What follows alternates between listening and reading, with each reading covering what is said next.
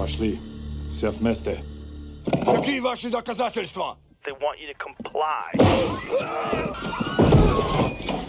Cancel culture is about canceling. Кокаином. Up yours. Woke moralist. This is systematic bullying that's happening. Up yours. And they believe that they can then Woke shut us moralist. up. Not only can you take a load, you can take the ultimate load, and even better than that you find your true calling and destiny in your willingness to take the ultimate load. They seem animalistic is what I mean. No, they're worse than animals. Up yours. The woke mob, they ruin everything. They stopped Woke Ben moralist. Shapiro from going to events and speaking. They stopped Ann Coulter from doing it. I will never surrender even a single inch of ground to a pitchfork mob. You never cave to the mob. We will never bow to the mob. Ever. No matter what. Have it your way, buddy.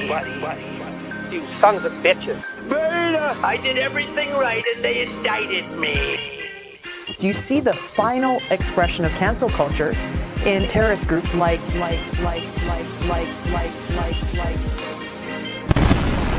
We'll see who cancels who. Damn! I love Someone it. went overboard with that. Good Wow, job, Mike. That was great. That was Yeah, really it's the cool. first time we're seeing that new intro. Really, Thank you. I like it. I dig it. Thank you. Glad you like it. How we doing, everyone? Good. Doing good. Fantastic. Hi, Jesse. Great to see you again. Yeah, nice to to have you introduce back, our Jesse. guest, right? Thank no you one's for gonna having step me. up and no one's gonna step I'll up just and chill. introduce our guest. I'll just stare awkwardly, straightforward. For the whole show. It's fine. We're professionals. But yeah, no, thank you for having me. I'm excited to be here. Happy to have you. Tell us about yourself. I'm sure people are familiar with you, but let the people know what you do and where we can find you. Yeah, I'm a weirdo dork who dances on the internet, as most of us are. Yeah. But yeah, I'm a video essayist on the channel Jessie Gender. I do video essays mainly on queer and trans stuff and sort of related issues. And then also just sci-fi nerddom geek stuff, because I'm also that as well, and try and connect those things all in weird ways. Yeah, and I'm also a filmmaker. I have a movie coming out. I'm sure we'll talk about that at some point, but that's the other big thing that I'm working on at the moment. So yeah. I'm curious about your movie. What exactly is it? That's incredible. Yeah. Well, I'll do the pitch now. So yeah, I've made, and it's coming out in 2 weeks, June 25th. So last Tuesday of the month. I made a sci-fi thriller movie called Identiteaze, Identiteaze, that stars John Delancey, who many people know as Q from Star Trek The Next Generation, has Abigail Thorne, who many people know as Philosophy Tube here on YouTube, but also is in Star Wars The Acolyte and now House of the Dragon, we know. What? Yeah, she's in House of the Dragon this year. Yeah. Did you not see her in the Acolyte? Or are you watching the Acolyte? I haven't seen it yet. No. I saw the trailer for it. I only watched it because I was told it was the gayest Star Wars of all time. There's a lesbian coven. There's a lesbian coven in the third episode. But like, is that the bar? Because like the first episode, there's Wow, like the bar is a pretty low male for Star presenting Wars. There's not shirtless much. guy, and someone tells him to put the shirt on. I was like, was that gay? Was that the gay scene? Did I just see it? Was that the did I see gay? Was that yeah. the I gay? went, oh, I saw the gay. Oh. Maybe they cut all the gay shit. No, there's in the third episode. There's a lesbian coven that Abigail's a part of, like a lesbian witch coven that hates the Oh my Jedi. god, Yeah. I'm so out of the loop. I'm a bad gay. I'm more excited for House of Dragon. I want to see. I'm looking Yeah. forward to the next season. Yeah, I'm very pumped for that. It should be very fun. I actually, it was interesting because I've actually had a hold that I knew that she was in House of the Dragon for forever, because we had originally a filming date for the movie, and she's like, "I'm sorry, I can't be there." So we were gonna green screen her in because she was doing House of the Dragon. So I'm like, I understand House of the Dragon wins, but I've known about it for a while because I had to we scheduled around that. Wow. So okay, you've got Abigail Thorne. Yes. Who else do you have? Maggie Mae Fish, who's also in it. She's one of the leads, who also is another wonderful video essayist. Jessica Nicole, who many people know from Fringe. She played Astrid in Fringe years ago. Wow. James Tyson, who is he's gay comedian. Jackie Cox, who many people Darius Rose is his acting name, but Jackie Cox is her drag name. Many people know her from RuPaul's Drag Race. Is in it. playing kind of the villain. I don't want to spoil too much. Who else is it? And then there's another character played by Ezra Reeves, who I don't want to spoil too much about their character, but they're a non-binary actor who has a kind of a surprise role. So, damn, Jesse, how can we watch this when it comes out? That sounds amazing. Yeah, it's going to be on Nebula. So the quick pitch of it is that it's going to be on Nebula. It's going to release on June 25th. We're having a premiere June 24th in LA. And the other thing of it is that this is technically, it's a 45-minute piece, and it's technically a pilot for a show. It tells its own whole story, so if you watch it, you'll feel like, okay, it's telling its own whole thing. But there is some after-credit stuff and some other teases throughout that if it does well enough, we're hoping to get financing at Nebula to be able to tell more with the story.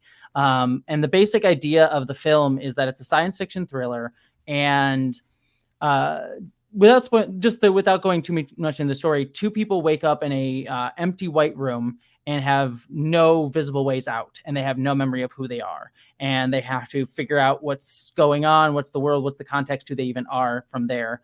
But the actual film itself, again, with just sort of overall stuff, is just talking about how the corporatization of our identity today, and how, we live in a world that tries to sell us our identity, sell us like who we have to be. You have to want this thing, and we're all sort of given signifiers of who we're supposed to be. And, sort of the radical act that you can do is trying to figure out who you actually are in a world that doesn't really give you any tools for that journey and only tells you what you should be. So obviously very like queer, trans vibe, the whole thing.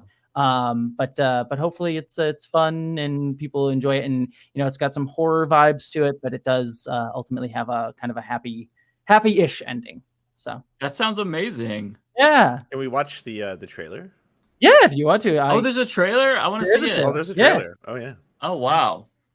Can I share it? Close my blinds because my sunlight is. How do I share? Put in the private chat, and I'll link to it, or I'll show it. And actually, I'll while I'm getting the trailer too, one thing we did, you'll see in the trailer here, we made a kind of fun ARG game for it. There's a little tease starting for the ARG that like you can find sort of hidden messages and like meetings and stuff for the evil corporation that the company in the movie is about.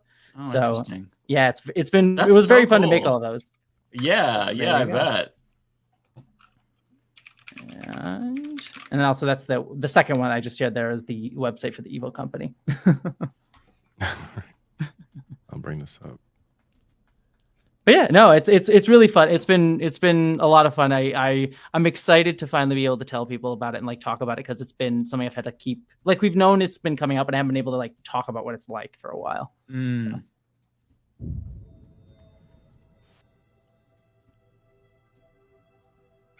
There's a sound in your mind, heard only in the silence between heartbeats. It's chaotic, unruled. Isolated, it tricks you into thinking it's a full song. Who are you? But in truth, you're just an instrument.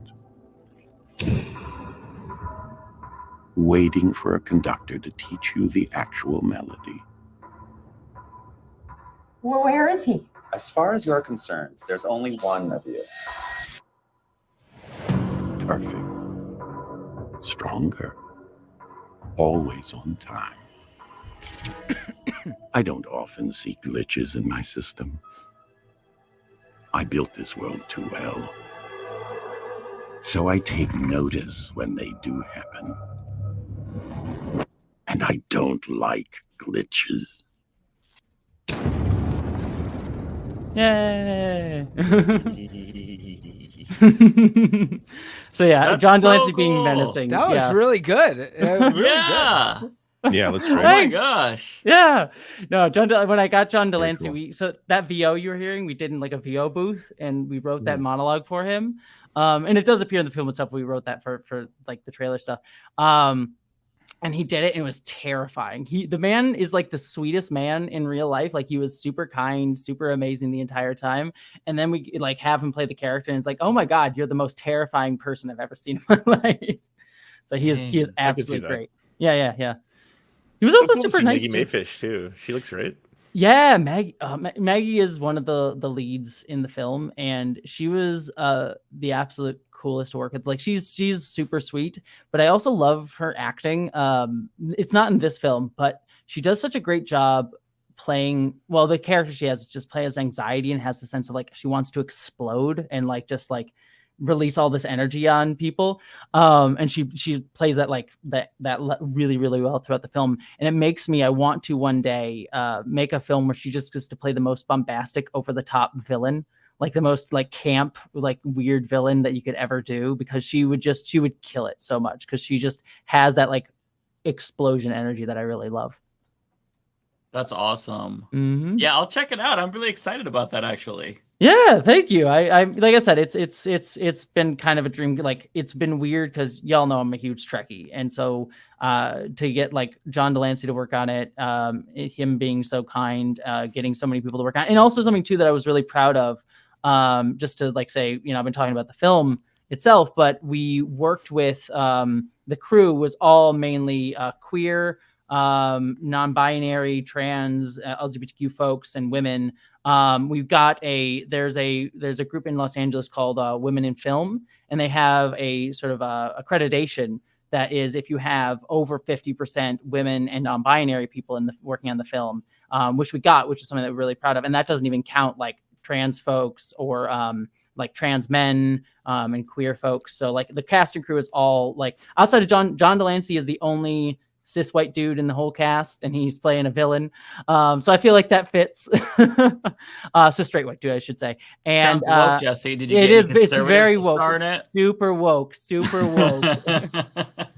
But yeah, no. So it was just the whole thing for me is that making the film, I wanted to make sure we reflected like the world that we wanted to make behind the film, and rather than it being just like, oh, we're going to tell this really queer story, but still kind of rebuild this sort of Hollywood machine behind the scenes. So, you know, that was something that was really important to me to do on the film, and I'm proud of it, and I'm proud of the whole crew. So I'm pumped, and I hope we get to tell more. So hell yeah, that's awesome. That's awesome. Yeah. I wouldn't know where to begin if I were to make a movie. I'm not creative, so good on you. That's fucking badass. You did just write a book, though. I mean, that's pretty amazing. Yeah, that's pretty creative. But I mean, like, that's not me being creative. That's just me like finding out stuff. You know what I mean? Like if I had to make something up in my head, it would be so boring. I'm not very creative. I mean, a lot of like fun, like I always feel good sci-fi is when you take actual history and actual like real world stuff, and then sort of try and find a way to allegoricize it or sort of place it into a context that feels new. It's why I really loved like a show like Star Wars Andor, which was such a show you could tell that Tony Gilroy, who was the showrunner of that show, had done a lot of research into like the Russian Revolution and like different like revolutionary groups fighting imperialism. Like he really pulled from like a lot of real history to make that show, as opposed to like a lot of science fiction that I feel today that I feel like people get frustrated at and find very shallow, is because a lot of those people who write that science fiction are writing like as fans of science fiction, of other science fiction. And so they kind of reference other sci-fi, and it kind of just dilutes what the actual like meaning of it is. I mean, if I'm going to go to Star Wars, like George Lucas has his issues with understanding some of history, but when he wrote Star Wars, he was pulling from like, we're going to look at like empire and imperialism and Vietnam War, right? Yeah, exactly. Like, actual history. And then you look at like the Star Wars sequels today, they're written by people who are fans of Star Wars, so they just reference Star Wars instead of actual history, and so it feels shallow because it's not actually pulling from like meaningful history. So I always like go back to good science fiction being like, we're trying to pull from these things. And for this film, sorry, I'm ranting because I've been talking want to talk about. No, this is interesting. What I based on, and you'll find out with John Delancey's character especially, but other characters have influence as well. But John Delancey's character was specifically influenced by first off Mark Zuckerberg style of a person, like a tech CEO, but also looking at company towns throughout history, and I think particularly Milton Hershey, who had built like a bunch of company towns in Pennsylvania, famously Hersheytown, and was a big strike breaker as well, and was like forcing a lot of his workers to like, you get paid in Hershey money and you have to buy stuff from the company store. So like it was just trying to build this like utopian idea, but in a very capitalist sort of way.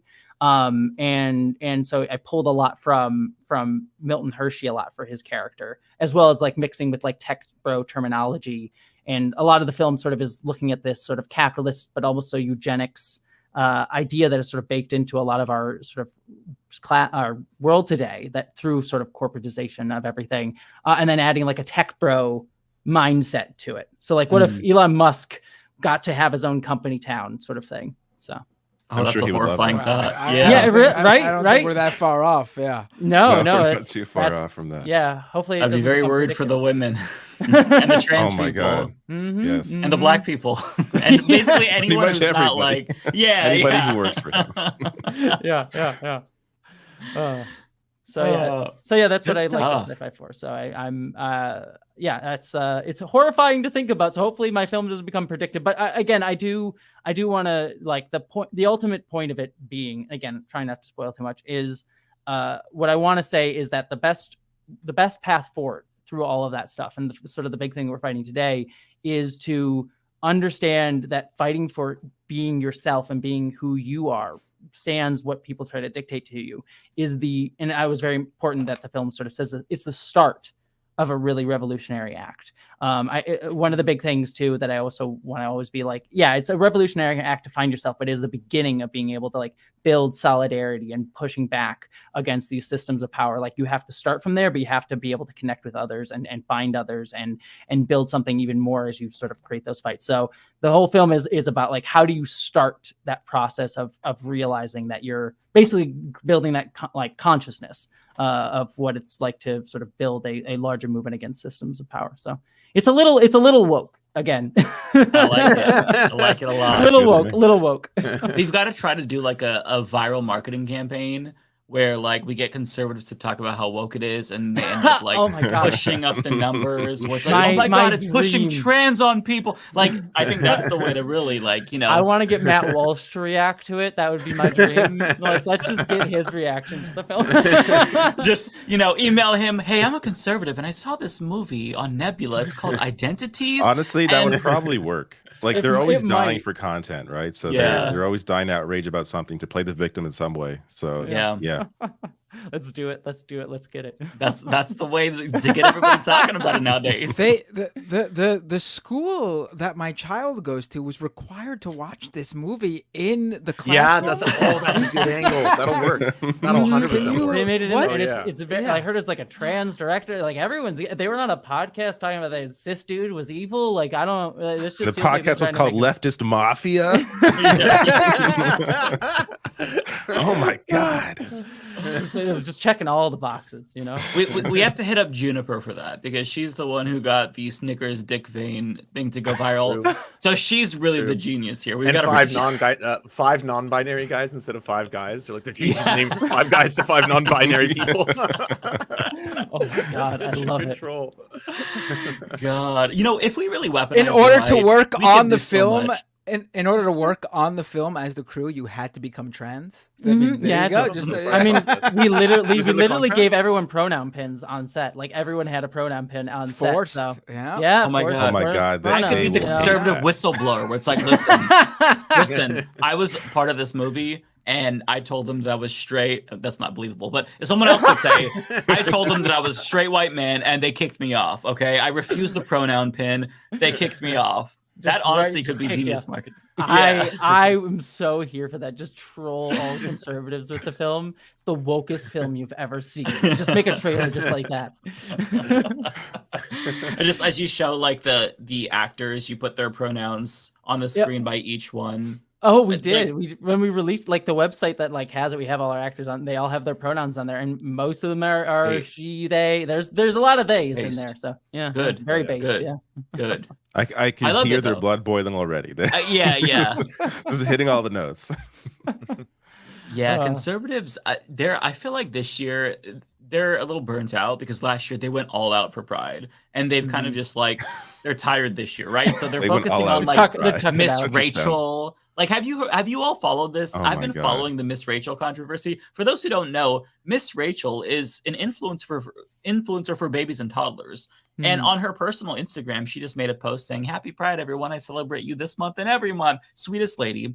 And then they lost their shit. She responded to the backlash shit saying, "Actually, I'm a Christian, And Jesus tells us to love everyone. So she played the ultimate Uno reverse card. Then they got even more mad. Charlie Kirk is saying, oh, yeah? Well, it also says this in Leviticus that you have to stone gay people. Aha! And it's like, oh, you're really taking it. You're really trying to one-up her with the Christianity thing. So it's just, and this compared to like last year, like I feel like they're trying to reenact the whole Dylan Mulvaney hysteria, but they blew their load in 2023. And this year it's all just kind of fallen flat. And they have nothing left to really be out. They what, Mike? They what? They blew their trans load, you know, well. as you do. On the Miss Rachel thing, she's had one of her early guests on. Like, I know this because I have a kid who used to watch Miss Rachel. One of her earliest guests is non-binary. It might actually be her sibling. I'm not sure. But so a lot of the conservatives act surprised, as if, oh my God, Miss Rachel comes out as as woke, and like. If you've watched any of her content ever, it's been very clear for a long time that she has, non-binary people, gay people on the staff. Like she's very welcoming. So for David, them to act I noticed you surprised about said this is hilarious. I noticed you said your kid used to watch Miss Rachel. When did you stop? Did it have to do with the recent her Pride post? Whoa, she went woke. God. Sorry, you can't watch it anymore, kid. So kids they have phases. He's on, he's been onto Blippi now for a while and some other stuff. What's great about Miss Rachel, Blippi, actually. What's great about Miss Rachel is that she's untouchable. Like they can't do anything to her. She's too big. And their audience, her audience is not affected by, and I don't mean kids. I mean, obviously, but I mean like the parents of kids, the families of kids that watch Miss Rachel are not affected by that. Like she is in a position where she holds so much power over like the ability to say this stuff and do this stuff and not be affected by any reactionary reaction. It's great that she does it. Yeah. And I hope she knows I think she does. That she knows the position audience, she's in. Her audience won't be impacted, but I feel bad for her. Like the amount of hate she must be receiving through like emails, like death threats, that kind of shit. That's got like, regardless of who you are, that has to bother you. So it's disgusting to see them, target someone like this who's dedicated their life to really teaching children and being a good person. Yeah, and that's the thing. It's like she's the sweetest person. She doesn't. Yeah, she's very sweet. She's literally educating children, teaching them about colors, ABCs. She's babysitting these people's kids, and now they're coming after her because she dared on her own time when she's off duty to say, "Hey, I don't hate gay people. Actually, I think they're kind of cool." I think they're fine. Yeah. It's so ridiculous. And to Matt's point, like. The Daily Wire, they were really pushing this, and you could tell they didn't even care because they have their own little kids like Netflix. It's called Bent Key. And so they have their own version of Miss Rachel. If you go and look, and it's just which goes to why I think they've maybe focused on this a lot. It's really a way to kind of just promote their own bullshit that they're now pushing out there. That's exactly it. It's always that, right? Like every time they do like, oh, it's this woke entertainment, and by our streaming service, we're making. I am so curious. Like the Daily Wire is making that like fantasy series. I forgot. Did you hear about that? They're doing Snow White. I know that. Are they? No, no. What's his face? I think it's called Pendragon or something. Like the guy, what's his face who runs the Daily Wire? His like big dream was to like direct a fantasy. Oh, Boring. Jeremy Boring. Jeremy Boring. Yeah, it's like an 8-episode like fantasy series that they're doing, and it looks so terrible. I've seen I'm looking at it because I'm like I'm fascinated because it's like I'm looking into it because I'm like I might cover it because I'm a big fantasy nerd and I just want to like know how badly they make this fantasy show. It utterly fascinates me of just because, and that's all it is. Like they bash Star Wars, they go it's all woke or whatever, so then they can sell their own entertainment. It's just they have it's all reactionary stuff. It's not any earnest. They're all wannabe Hollywood folks. Like they have no earnest desire to tell stories. They're just going to regurgitate stuff that is on their own site, Yeah, if you watch, there's a Some More News video. He did a deep dive into the Daily Wire and their programs. He did a long review of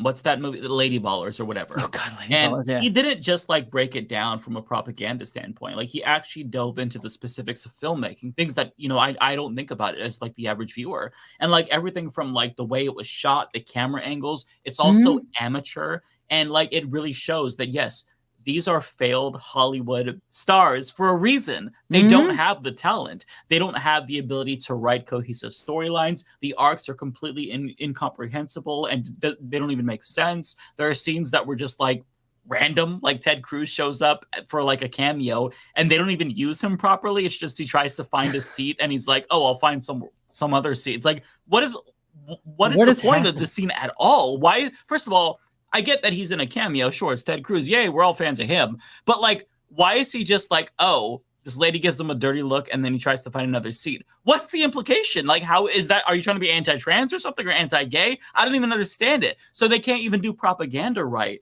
let alone make a fucking film. But it's just, they're so desperate to copy everything. They have a counterfeit Bluey, a counterfeit version of Miss Rachel. But here's the thing. As Matt was saying, Miss Rachel is uncancelable because try to take away Miss Rachel from your toddler and put on the fucking, Daily Wire version of Miss Rachel. Once they throw a tantrum, you're going to be crying back to fucking Miss Rachel, okay? Because if it works, it works. If your kid likes it, you're going to put it on for your kid because, again, she is popular for a reason. Like, she's able to hold their attention. She's teaching them things. Like, I did a video on Miss Rachel a week or so ago, and, like, there are people commenting, like, my kid loves Miss Rachel. She taught him how to count. Like, this is educational, quality, entertaining television. You're not going to take that shit away from your toddler. Try. You're not going to give a shit about woke after 10 minutes when they start throwing a tantrum. So, yeah. I mean, the type of parents that show their kids the Daily Wire Kids channel are probably the type of parents who have no problem making their kid cry as they take away their favorite TV show or something, honestly. I mean, true. Yeah. I did. Yeah. No, go ahead, Jesse. I was gonna say I might have. I did the turn your kids trans thing with not actually, but this past Christmas because my partner's family they're super conservative, like Trump supporting. It was a very awkward we're both trans, so it was like the two trans people at the very conservative. It was as good as it could be. But their kid, that's promising. Yeah, but their kid. I guess I felt bad because they have an older kid and he kept being like, he said something at one point. He's like, oh yeah, I'm worried about the communists or something to like his dad, like something ridiculous. Like, I'm like, oh no, he's already there. God. So and he was watching like stuff like Bluey and things like that. So he was like watching normal kid shows. And so for Christmas, I just went and got him, this comic series called Dead Endia, which many people know. There was a Netflix called Dead End Paranormal Park. It features a trans main character, but it's just a normal kids comic book or whatever. It's a good series. But it just has like a trans main character and an autistic sort of second main character in it. And so I gave that to him for Christmas, and his parents have no idea that the comic has like trans characters and such, and he loves it now. He's like bought all of them, and they keep getting it for him. And it's like, oh yeah, I've introduced it. I have trans this child. Well, they had no idea until now. I mean, clearly it's out there now. They're definitely watching the Leftist Mafia. Everybody watches the Leftist Mafia. It's the most popular show on earth. Oh, that's good stuff. And that's how we make communists. Yeah, exactly. That's how you do it. Yeah. Yeah, that's how it happens. Watch, they will clip this and be like, look, they please do. Wait, go watch Identiteaze. It's also very woke. Yeah, I was like, plug Identiteaze. Make sure, do it real quick. Yes. Make sure the clip gets in there. It force feminizes you so quickly. You'll just get estrogen. We send estrogen out to anyone who signs up for Nebula. Sorry, I'm going back to that. What if you're like a cis dude that needs gender from care? Like, can I get some HGH with it? Sure, I'm happy to do that. We give you Rogan special. We'll give you a new gender for every time you watch it. So okay, sweet, yeah. Love that. Or at least that's amazing. Yeah. At least, yeah. At least. And if you're trans and you don't watch it, we'll take a gender from you. So. Oh no. I'm losing genders. That's a threat. It's funny, David, what you were saying though, when you're talking about how like that children's entertainer is really nice. He is welcoming to people. It's funny that that's considered woke because that just sounds like basic human decency. That's what it is.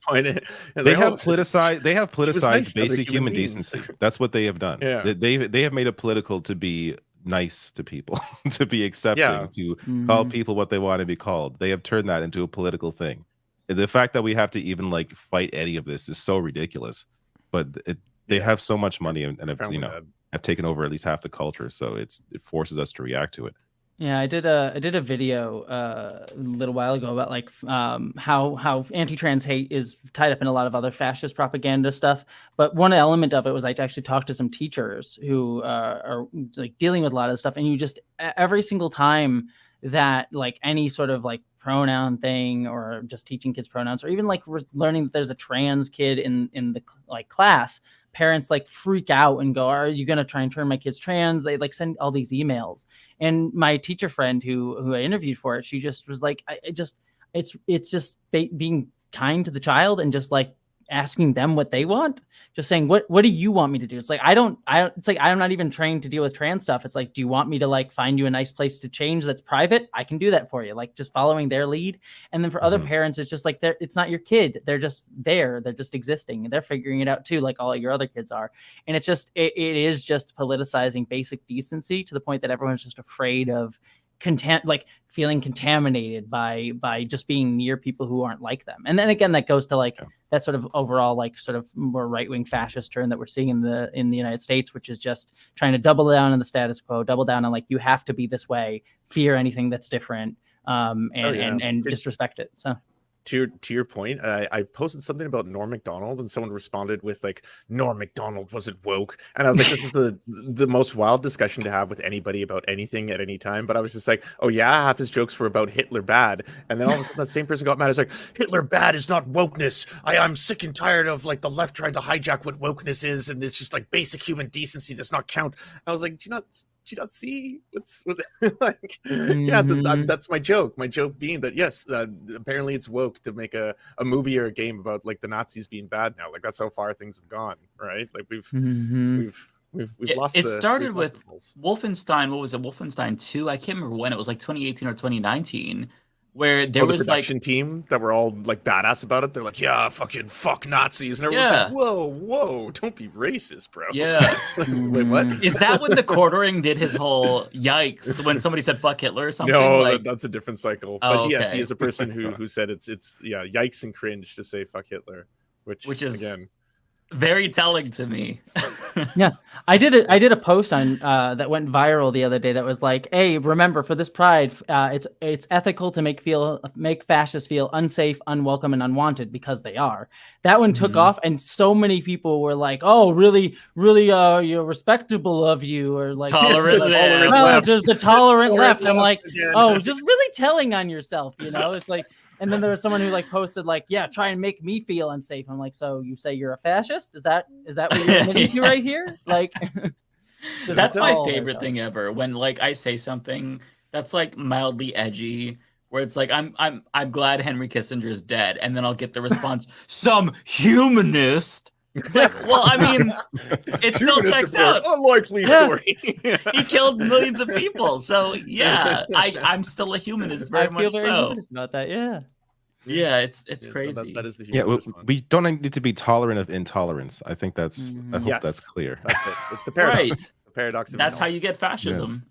Yes, yes exactly. Absolutely. It's true. So Elon Musk, embarrassing texts. Have y'all talked about it already? Did I miss it? No, we didn't talk about it. Oh, we haven't talked about it. No. Do you all know about the story in the Wall Street Journal? I do. No, I don't. I know around it. You can discuss it. He's more than just a space Karen. He's an impregnation Karen. He has to impregnate all of his employees. Well, that part I think we knew already, right? Wasn't he already? Yeah, did you know about the super sad like 6 a.m. texts and stuff like that they would send to his own employees? No. Like so women have leaked the texts where they wouldn't respond to him, and he just wouldn't stop just being like, it's either me or 6 a.m. jog, your choice. Oh, work is so hard. Am I coming over? And then like afterwards, like, maybe we shouldn't see each other. I'm gonna trank out. It's me or I'm tranking out. Like it's stuff like that. And she was like, she's an employee, obviously terrified and not responding. Like anything I say to my boss could get me fired. I'm not responding to all these weird ass texts. Yeah. This is the most saddest, pathetic, wealthy individual to ever exist. Yeah. Imagine having, you could be on a yacht somewhere, on some nice weather, on the beach. And you're like up early in the morning texting one of your interns over and over and over again like a fucking whack job. I put it in the Christ. chat, David, if you want to see the texts. I'm looking at it. It's just like some X needs to do email and memes and then just okay and personal banking ? Response like what? That's so weird. And this week by the way, he also stopped making likes public, and it was because what, he got caught liking porn? Is that what it was? Something like that. Like there's many reasons. He did like that tweet from someone with an anime avatar where you gotta read this. Like, David, read it out loud. I want to hear your brain. About half a year into her job, the woman received another invitation from Musk to come to his house. According to a text exchange reviewed by the Journal, quote, "Come by," he wrote. When she didn't respond, he peppered her with more texts. "Look, it's either me or 6 a.m. exercise, smiley face. Just finished the Model 3 production call. It's going to be hell for several more months. Are you coming over? If not, I will probably trank out." Look, he's trying to be so like cool. I will trank out. It's finished. Like with all this bullshit. If not, I will probably trank out. Too stressed to sleep naturally. When she still hadn't responded, he wrote, "Probably best if we don't see each other." Oh my god! Oh my god! She's ghosting you. Take a fucking hint. You can just see the mindset though that's going on in his brain, where he's just like, "Yeah, I'm gonna be tough. I'm so cool," and then you just see him like freaking out, like, "Why isn't she responding? Maybe if I say I'm gonna trank out, maybe that'll get her." Like, that'll get her horny. Yeah, it's like, yeah, I'm gonna do a bunch of benzos and knock out unless you come over and have sex with me. Yeah, that Model 3 production call, that'll get her, you know. Oh yeah. I look how powerful I am, and it's gonna be hell. Fuck off. Fucking loser. Unbelievable. Evil nerds. I love how everything that happens on like X and every business decision can be traced back to just something that upset, like someone that called out Elon Musk on some nonsense, like, oh, someone caught him liking porn, so now there's no likes on X anymore. It's just it's hilarious how there's almost always a 1-for-1 on that.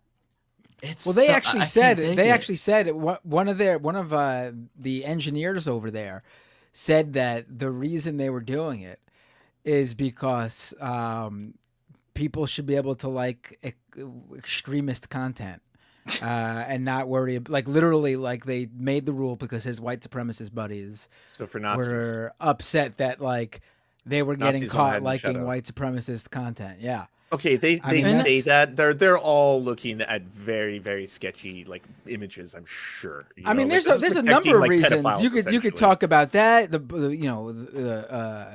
sexual abuse material, of course.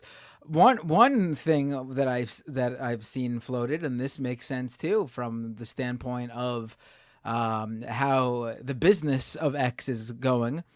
It's a lot easier to hide likes, who's liking content, if say there's rampant use of bots on your platform faking engagement. If you can't actually see the accounts that are liking the content. I mean, if you look at who likes content on Twitter, X, and this number wise, and compare it to like TikTok and Instagram, it's like the numbers don't match for most people. Like unless you have an insanely viral post, you don't like. Most posts on X get less than 1,000 likes, whereas Instagram, like, it's commonplace for someone to get like thousands of likes on a picture. Yeah, it's just very interesting just to see the death of that platform. Considering it was such a cultural zeitgeist moment too for so long. Oh, it's so broken. Yeah. It's so cooked every day. I'm like, how is this bad? It's weird because like you can make like 10 posts in a row and they'll get like no traction on everyone's account. Even people have millions and millions of followers, and then just randomly, it's like suddenly the spigot opened, and then all of a sudden just like one post gets like 50,000 likes. You're like, what the fuck? Yeah, and then it just goes back to broken. Yeah, I have no idea what's going on. And also it's just slurs. Yeah. God damn. Porn. The slurs are absolutely insane. Slurs. And the quarter, not to bring him up again, but he was bragging about how, we brought back the R slur and the F slur. And I just, like, why are you bragging about this? Are you an 8-year-old? I feel like that's too immature for an 8-year-old. It didn't go where people just call you a dick when you're an adult and you're an asshole, you know? Like, that's it. It's like, because this is a win for them, though. It's because this stuff is just being more and more normalized. Like, there's a reason that talking point is coming back, where it's like, we just need to like allow space for the Nazis. Like that, there's that post that was going around that was viral on a bunch of places. Like, I will fight for the Nazis' right to speak whatever they want. Like that whole idea of like, oh, we just need to allow them in. It's the normalization of like, we need to just let this horrific stuff go out as the marketplace of ideas, and it's just an excuse for them to ideas will be it. Yeah, and just it's an excuse for them to just let their bigoted nonsense out there without feeling ashamed of it anymore, and they should be feeling ashamed of it. And so when you do tell them that no, you're a piece of shit for saying these things, they're like, no, you need to be told. It's become like you're doing a cancellation, Jesse. This is cancel culture. 1984. What are you doing? Exactly. You just came here to cancel people. I'm always here. That's what I want to do. I want to cancel everybody. And but you're these same people, right, you know, they don't if we can support cancel free all the speech for their Nazis, that would be a opponents. good thing. No. Yes. Let's cancel Nazis. Bold. Let's do that. Making bold claims here. Yes. Yeah. Did you all see I would Michael vote for that. Knowles? I don't know. I think it was Patriotics who posted the clip. He's saying, we need to shut down Pride and suppress the free speech of liberals when it comes to obscenity and stuff like that. Like, these people don't support freedom of speech. Yes. No. Exactly. And I know that career's none of us are surprised by this, but like normies seem like, oh wow, they're just saying it. It's like, yeah, this has always kind of been their fucking. It's been their shtick forever. Care about free speech, and then no, shut down their free speech. It's like they literally just mean free speech for fascists. That's it. Yes. Yeah, I mean, there was that whole thing with the wasn't there that college student group like at the protests for Palestine, where they like a bunch of frat bros like put up an American flag and say instead of the like Palestinian flag, and we're talking about like how like we wanted to defend free speech, and it's like you're knocking down other people's ability to have free speech. To put up your to put up your symbol of free speech, and you value this hollow symbol of free speech over actual free speech. And it just shows how it just goes like the whole nationalistic pride fascistic nonsense, where it's just like these things are shallow, meaningless signifiers of something that they don't even believe themselves. Not to mention, there's American flags everywhere. Like, you don't have to put up your own. Oh no, I had that. There's an American flag. I mean, I live in an area that has an HOA right now, and we put up a trans flag for Pride, and we had to take it down. There's like, it's too political, and I'm like, there's American flag like on the door next door, but that's not political at all. But me putting up a trans flag during Pride, too political. You know, so that's so ridiculous. It's what they're used to. It's what they see as normal. Like what's normalized to them doesn't seem political to them. It's like the idea that people think having no position on something or being quiet about something means you're not being political. No, you're also being political by being silent. You're all you're not, if you're not using your voice, your platform, you're also being political because you are enabling or you seem to be okay with whatever's going on that you're unwilling to speak about. So it's everything. Everything is political. Everything. The people have to understand everything is political. So you either take a position or you don't, and you're still being political. Yeah, it's again, it's all attempting to make it seem natural, right? Like this is the way the world is. Like it's might makes right. Whoever's stronger is better. Like that's just the way the world is. We don't need to think about that too much. And actual people trying to argue, like adults trying to talk about like egalitarianism and like how we actually work to protect indigenous folks and other people's rights and things like just all marginalized people. It's like, oh, that's political. It's like, no, that's that. I mean, it is political, but it's us. It only seems political because you just see these fights as like a break of the status quo. So. Yeah. What else is going on, guys? Yeah. What's been going on this week? I feel like I'm not gonna lie. Mentally, I'm kind of checking out because the DLC for Elden Ring is coming out, and it's giving me a little bit of a light at the end of the tunnel where it's like, I could distract myself for like 2 months. I never beat the original because I fucking suck at video. Like I love video games. I have so many. I play so many. I'm looking forward to playing SMT 5 Vengeance tonight or tomorrow morning. But Elden Ring is like I love like Souls games, but I was so shitty at them. I don't have the commitment because I play too much. If I only played Elden Ring, I think I would probably be great. Yeah. But I want to play, Rocket League, or I want to play this or that, and I just can't stick to one thing.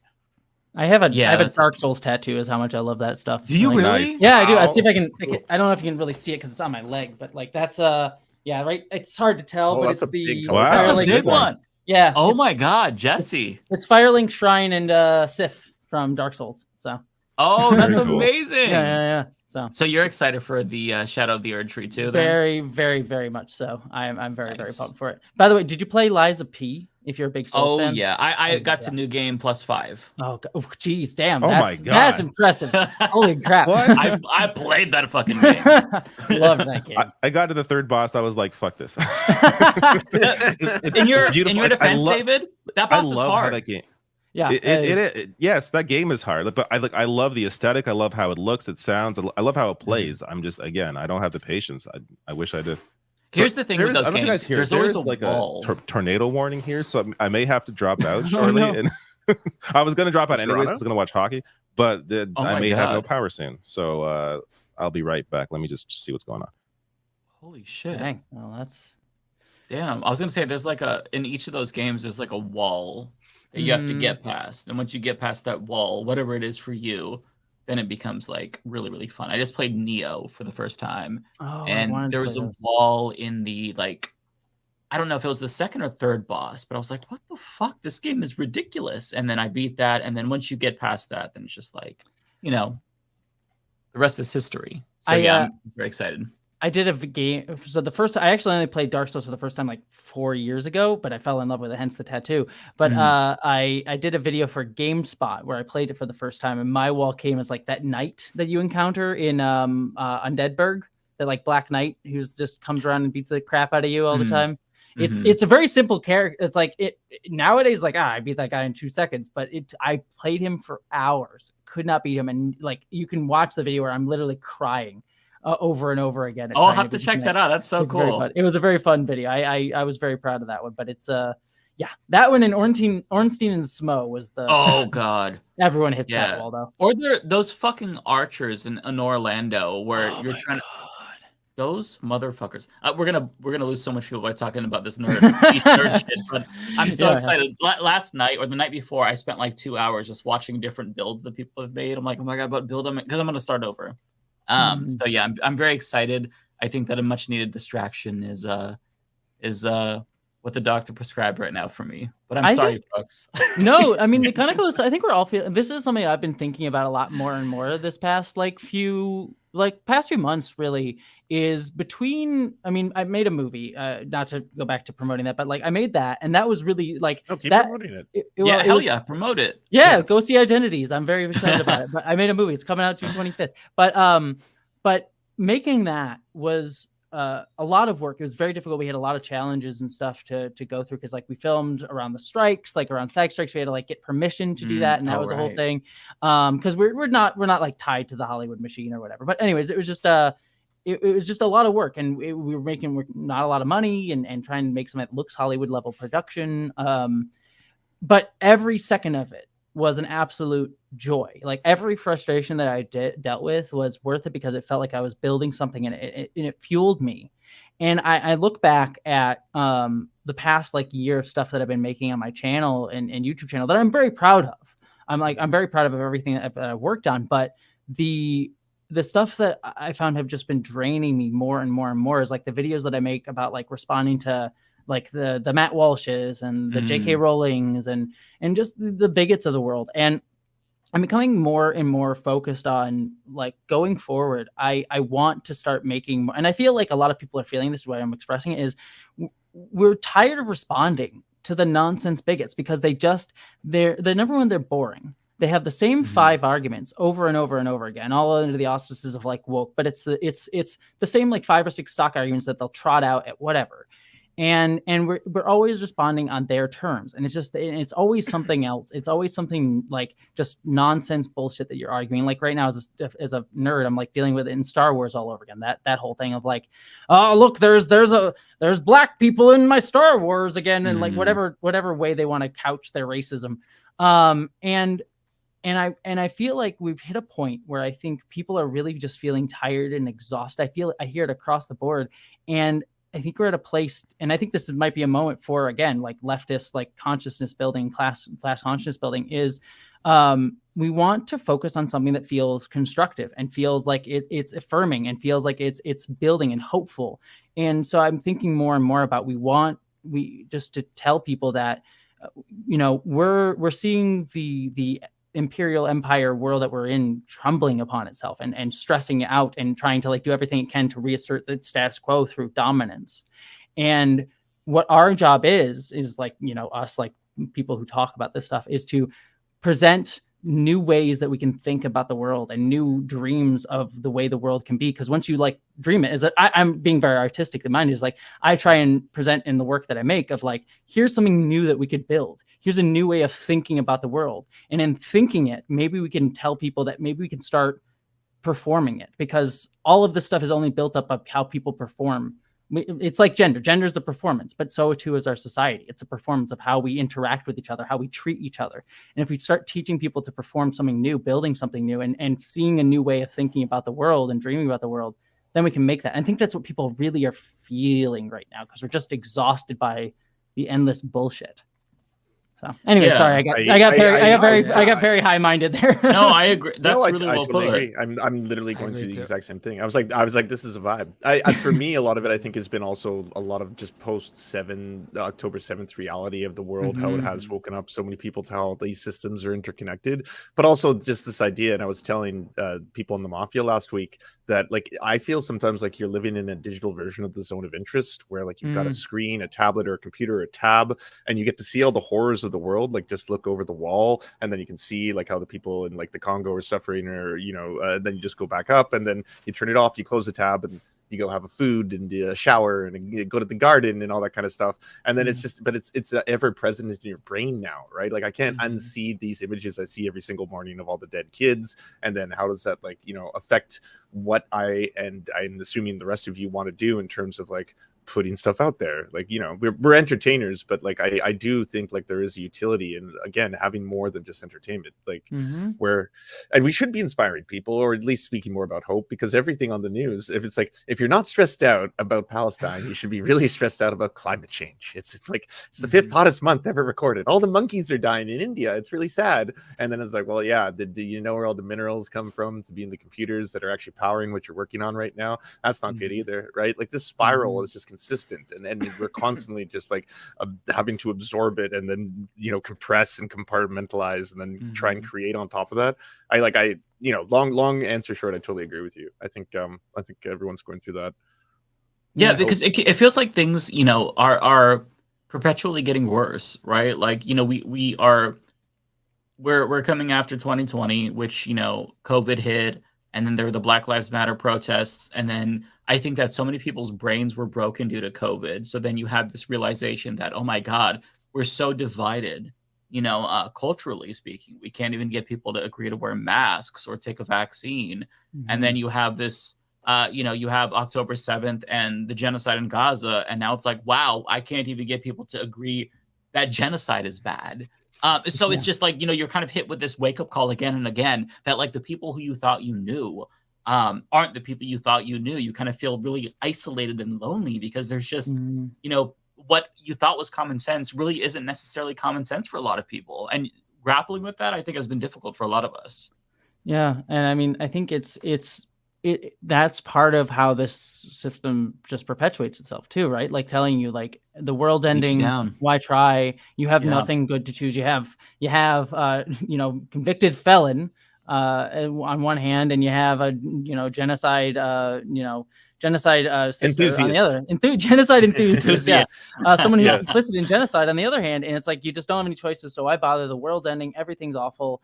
And I think the way through that is to remind people that there are people out there that do recognize what is happening, that do recognize that this stuff is horrible, and are fighting for it and fighting for each other. Like I really do look at the stuff that happened. I mean, it's horrible, the state violence that was enacted upon the protesters at UCLA and everywhere. But it was also very hopeful to me to just see. Hi. Hi. Hello. Go ahead. I don't want to interrupt. Continue. No. I was just saying it inspired me to see like there are people out there who are fighting and realizing that like we can build community, we can still do this. There are people that see things, see clearly what's going on, and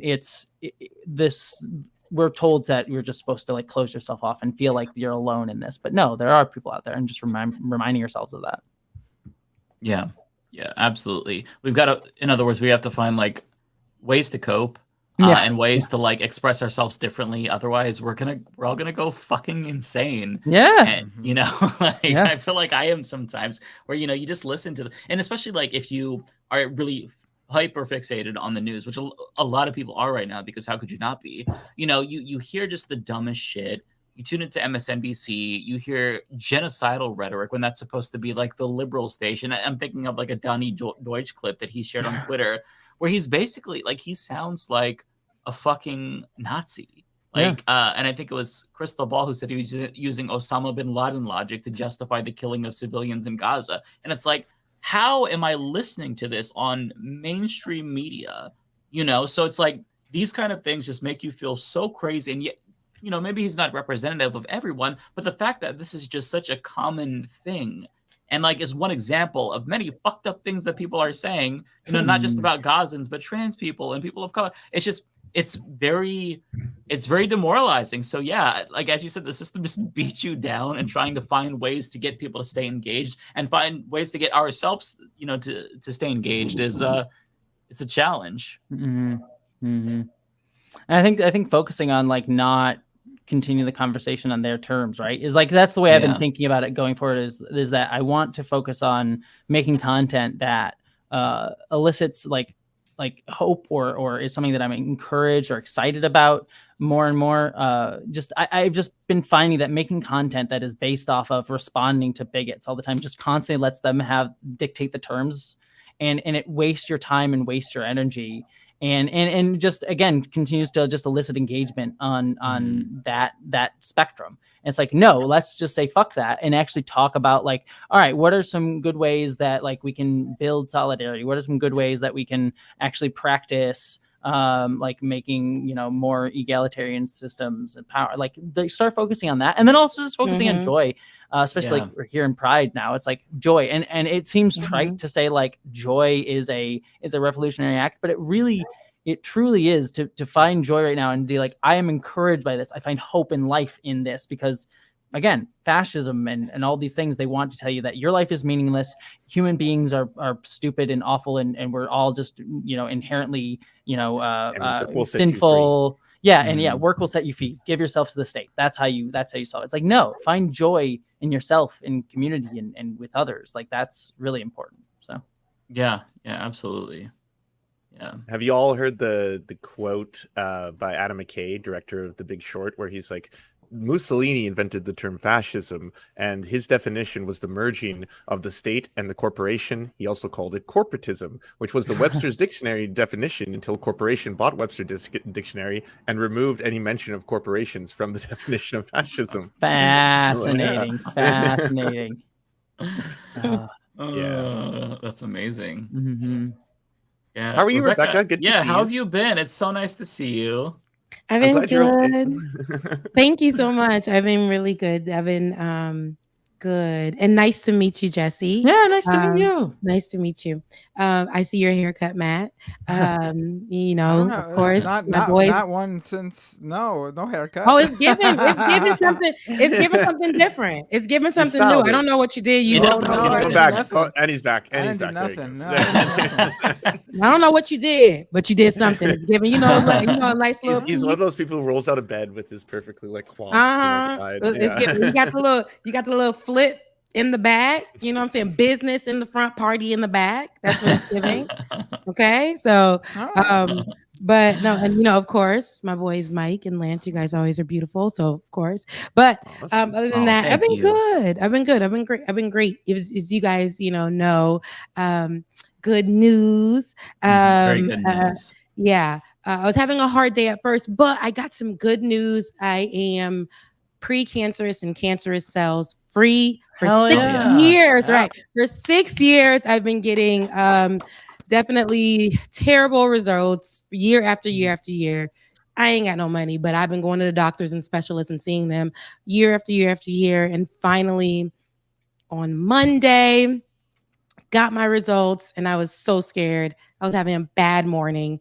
But I got those results, and I literally didn't know what to do with it. I just sat there because they came out negative. Your girl has no more precancerous or cancerous cells. Okay. That's so amazing. For 6 years, they were like, oh, it'll go away. I had surgery for it twice, constantly getting biopsies. It's and those are expensive, and I'm constantly getting biopsies time after time after time after time again. My corporate job at the time was helping to pay for it. In this recent time, I went back to pay, to go get a biopsy. I had to pay out of pocket. And I was like, I don't care. I just want to know, this time. And I'm not going to lie, because I'm so used to the results being, oh, we just, and this time around, they told me, we're going to have to set you up. They told me a few months ago, and I don't talk about this much. I know I've mentioned it once, but this is not something that I'm like, oh, I'm dealing with this, pain, all of that happens and stuff like that. But so I was like, okay, this time I'm feeling really healthy. I've changed up a lot of things, my diet, just to see if something will be different this time. And I think it worked. I'm not sure what it was, but something did work. And I went out for my biopsy. I was really scared. I'm not gonna lie. I expected the results to come back the same way they have been coming. 6 years, y'all. 6 years in a row. They've been coming out positive. Cancerous cells, you got those. We're gonna have to do another surgery. I had 2 surgeries already and so many biopsies, and they were like, yeah, so be prepared for another surgery. And I just don't want it. I got the scars. I hate them. And I'm like, I just don't want another surgery. I can't put myself through that. I can't. I ain't got the money. And I also can't put myself through that mentally. It was a lot. So when I got the results back, I was like, my best friend's on the phone with me. I said, girl, I got the results just now. She was like, listen, Rebecca, I'll pray with you right now and just go and just read the results. And I was like, I was making excuses. She's like, just read the results. Like, we're going to go through them. So I read them and I just kept staring at it. I'm like, does that say what I think it says? Negative? Like, what? I was so happy. And then I felt for a moment guilty because I'm like, I got so much other stuff going on in my life. So should I feel happy about that? Should I not? But I'm like, girl, 6 years. Yes. 6 years. Like 6 years. And I'm like, okay, thank you, Lord. Now I can just be free of all of that. It was a long process, but I had to learn to live with it. It's one of those things you gotta learn to live with. You don't know what's going to happen. You just don't know. I've seen a lot of horror stories about those type of things of people when it turns into full cancer, yada, yada. The surgeries, I know that even with the surgery that I had, some people aren't able to have kids, those type of things, but your girl's negative. That's all that's what we had. Good. Okay. And I'm just amazing. I don't know. I think I'm like in a weird space about it, but at the same time, I'm like, dang, good news at this time. But I'm like, this is big news. Like, yeah, this is huge. This is life-changing news for you. It's life-changing. Like, I don't know. I'm gonna have a baby tomorrow. You don't know. Like, you know what I'm saying? Like, no. But no, it's been a long time coming because I've been so used to living my life a certain kind of way. Going to the doctor so much. Like, it's not normal the way that I go, but I just been, just going and hoping, at least they can push off surgery again because surgery was horrifying. But I'm so grateful, y'all. And I'm thankful for the love that you guys have, shown, with my news. So for people who've been following me since Like It or Not 2017, when I had to when on air, y'all, like I had pain and I had to go. I did my show on air and I was like, dang, I'm going through so much pain. Went to the hospital. Immediately they were like, ooh, we got to do some surgery. Then I had to do specialists, more surgery, all that. But your girl ain't got to do no more surgery. She ain't got to go to them specialists no more. Such good news. It's good news. It's good news. Amazing news. Fantastic news. Yeah. No, that's such good news. Fun and joy right there. That's amazing. I know, and you could just tell that like a weight has been lifted because you're like glowing, and it's so nice to see that. Thank you, because I had a hard time doing my hair, but thank you so much. Thank you. I'm excited. I'm like, yo, I don't know, I can't do much, but I should celebrate myself. I'm super, super, super happy. I don't, like I said, mindful, like, your mind can play tricks on you because it's like, dang, I'm going through all of this. Should I be happy for myself or whatever? But then I had to stop myself and be like, girl, this is good news. Absolutely. Okay? This is good news. You should be happy for yourself. 6 years. Yes. Have a private party. Okay. Stand in the mirror and just say some good things to yourself. And this is a win. This is a win for me. So yeah.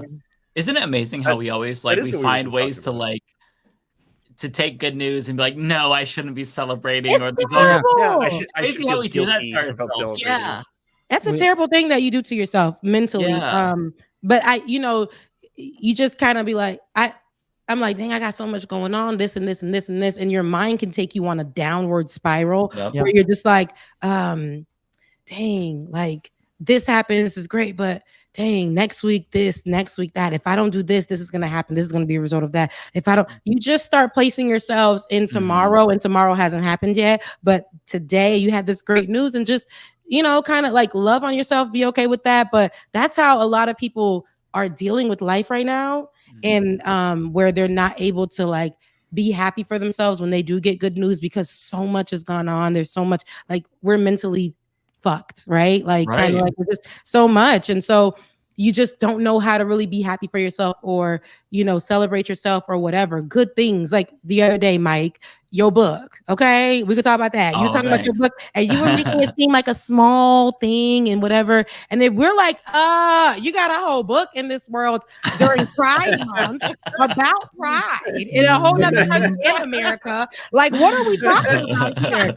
But we're so mentally fucked. Like you don't know that you can celebrate yourself, but you should, and I'm talking right now, but I'm speaking to my spirit, myself. Like you should be able to celebrate yourself. I know, sometimes the days can be dark and hard and it's tough for you, but even if it's 5 minutes of that day, 10 minutes of that day, something that you just pour into yourself, you deserve it. So it's good to stop yourself from catastrophizing once in a while, because I feel like we all, and maybe this is projection, but I feel like I speak for a lot of people, where you're always trying to find something to be negative about because things are just generally negative. And even when something goes well, it's you don't know how to adapt to that change. And I went through this in 2020. We all went through it in 2020, right? But in 2020, I lost my dad, and it's oh my God, I started really spiraling in the sense that okay, he's gone. Now who's next? How much longer is my mom going to be here? How much more people will we lose? And then it's you have to stop and realize, no, that's not the case right now. I can't take what I have now for granted and who I have now for granted and the situation now for granted. There's still great things happening. But it's crazy though how we all get into this mindset to where something finally good happens, and it's no, we're being pranked. It's a ruse. It's there's something else now. It's crazy. So you're right, Rebecca. It is good to really celebrate the wins. It is, because there's not a lot nowadays for a lot of people, and so when you get it, hang on to it. Yeah, hang on to it. And then it's Pride Month, it's Caribbean Heritage, and it's also men's. I talked about this on Like It or Not on Saturday, but it's Men's Mental Health Awareness Month. Indigenous History Month as well. Yeah, and Indigenous, and People's Month. Yeah, see all these good things, but I want to focus on for a second Men's Mental Health Awareness Month, since I brought that up for my own. But I know we have Mike, Matt, and Lance. I want to just let y'all know. I know it could be hard. I ain't no damn therapist. I go to therapy. Honey. I do. Okay, but I know therapy isn't everybody's thing, right? Talk therapy. There's other types of therapy, but in just learning over the years, the stats with men, even with men, they are the more than women to commit suicide because of mental health issues, right? But people don't talk about that much. And I know there's a lot of theories, think pieces, stigmas connected to men and how they act. Men ain't no good. Okay. Men, they problems. But, at the same time, but there's like men have their mental health. Men have, and men need soft spaces to land at times as well. And I say this on my show. This, I am a host on this show, so I can't be too extra. But at the same time, I say this to say this is not me. This is no other conversation, but I love you guys. I love men. I want forever for you guys to feel like you guys have a safe space to land. Whether or not you go to therapy or find something that works for you, you are worthy of it. You deserve all the good things as a father, as a brother, as an uncle, as a friend, as just a person in this world. You deserve to live. If anything is so hard for you, too hard for you, there's somewhere for you. There's a number, there's whatever it is, talk to somebody, even if it's not your family members, if your family members are doing the problems, if your friend, whatever, like you guys deserve to be in this world. I love each and every one of you.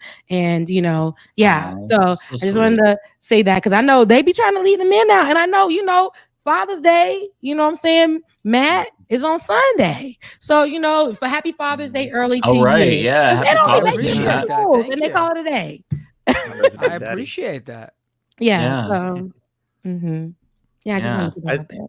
I think, Rebecca, there's a lot of reasons too, right? I don't think it's just that men are more prone to any of those things. I think it's like they're less likely statistically to go talk to someone when they have problems. They're less likely to open up to their friends. They're less likely because when I was going to high school, the two worst things you could be was gay or a woman if you were a guy, right? So it's like, hey, wait, don't be gay. Hey, whoa, don't be a woman. Do you have feelings? That's feminine or gay, both gay and feminine. You're gay and feminine, right? Like that's, but that it sucks because that replicates itself in a lot of society. It's just that idea where it's like men are masculine, they are not emotional, they are not hormonal, and they don't give way to emotions. We don't talk about our feelings because that's gay shit, and that would just reveal us for who we truly like that. And it's like it's deeply unhealthy. It makes like I know dudes who are like best friends and they've never had beyond the surface level conversation kind of shit. Yeah. I will say though that men do it to themselves. That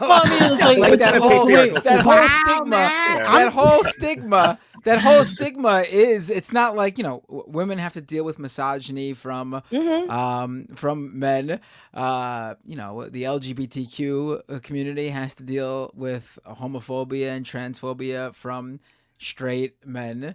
The whole men need to be tough and not show emotions. No, like we're not like, it's not like gay men are doing that to us. It's not like lesbians are doing that to us. It's men have done that to themselves. So we have to get over that. Like guys have to stop. It's a societal-wide expectation. I think it reinforces. Gay men are doing that to themselves. Like you think, like for me, it's like, okay, I'm an out gay person. So it's like I shouldn't, in theory, based on stereotypes, have a problem, talking about feelings and, talking about that kind of shit. But it's like, no. I have to be very hardened. I have to conceal as well because I don't want to be that gay guy who's super emotional and stereotypical. So there's always some reason for us to have our guard up, right? So it's just, it's a problem. It's something that like being trans too, like it was something that was interesting for me transitioning because I grew up, doing Boy Scout stuff. And when I worked at Boy Scouts, I would spend like months in the woods with a bunch of guys. Like we worked as a camp counselor for like 10 years over the summer. And we just, the beginning of the summer, like none of us would be like super close. We wouldn't like talk about our feelings or anything. And then you spend 2 months with people away from society for such a long time, like away from your parents, away from like expectations. You just have to do Boy Scout stuff. By the end of the 2 months, you just like were open. You were just like openly talking about your feelings and talking to each other in a way that I'd never really had a chance to experience when I was like being raised as a boy. And it was fascinating to see like when you remove from this expectations and remove from like having to put on this performance all the time, men will open up. And then me also transitioning when I came out as trans, like, hormones do like mess with your emotions, but I also didn't feel like my emotions changed necessarily, but I was able to like find more like groups of like trans friends or groups of like cis women and trans women to like they were more willing to like listen to me talking about my emotions than you just don't get when you're seen as a guy. And so it is this that expectation of this like the society that puts it on.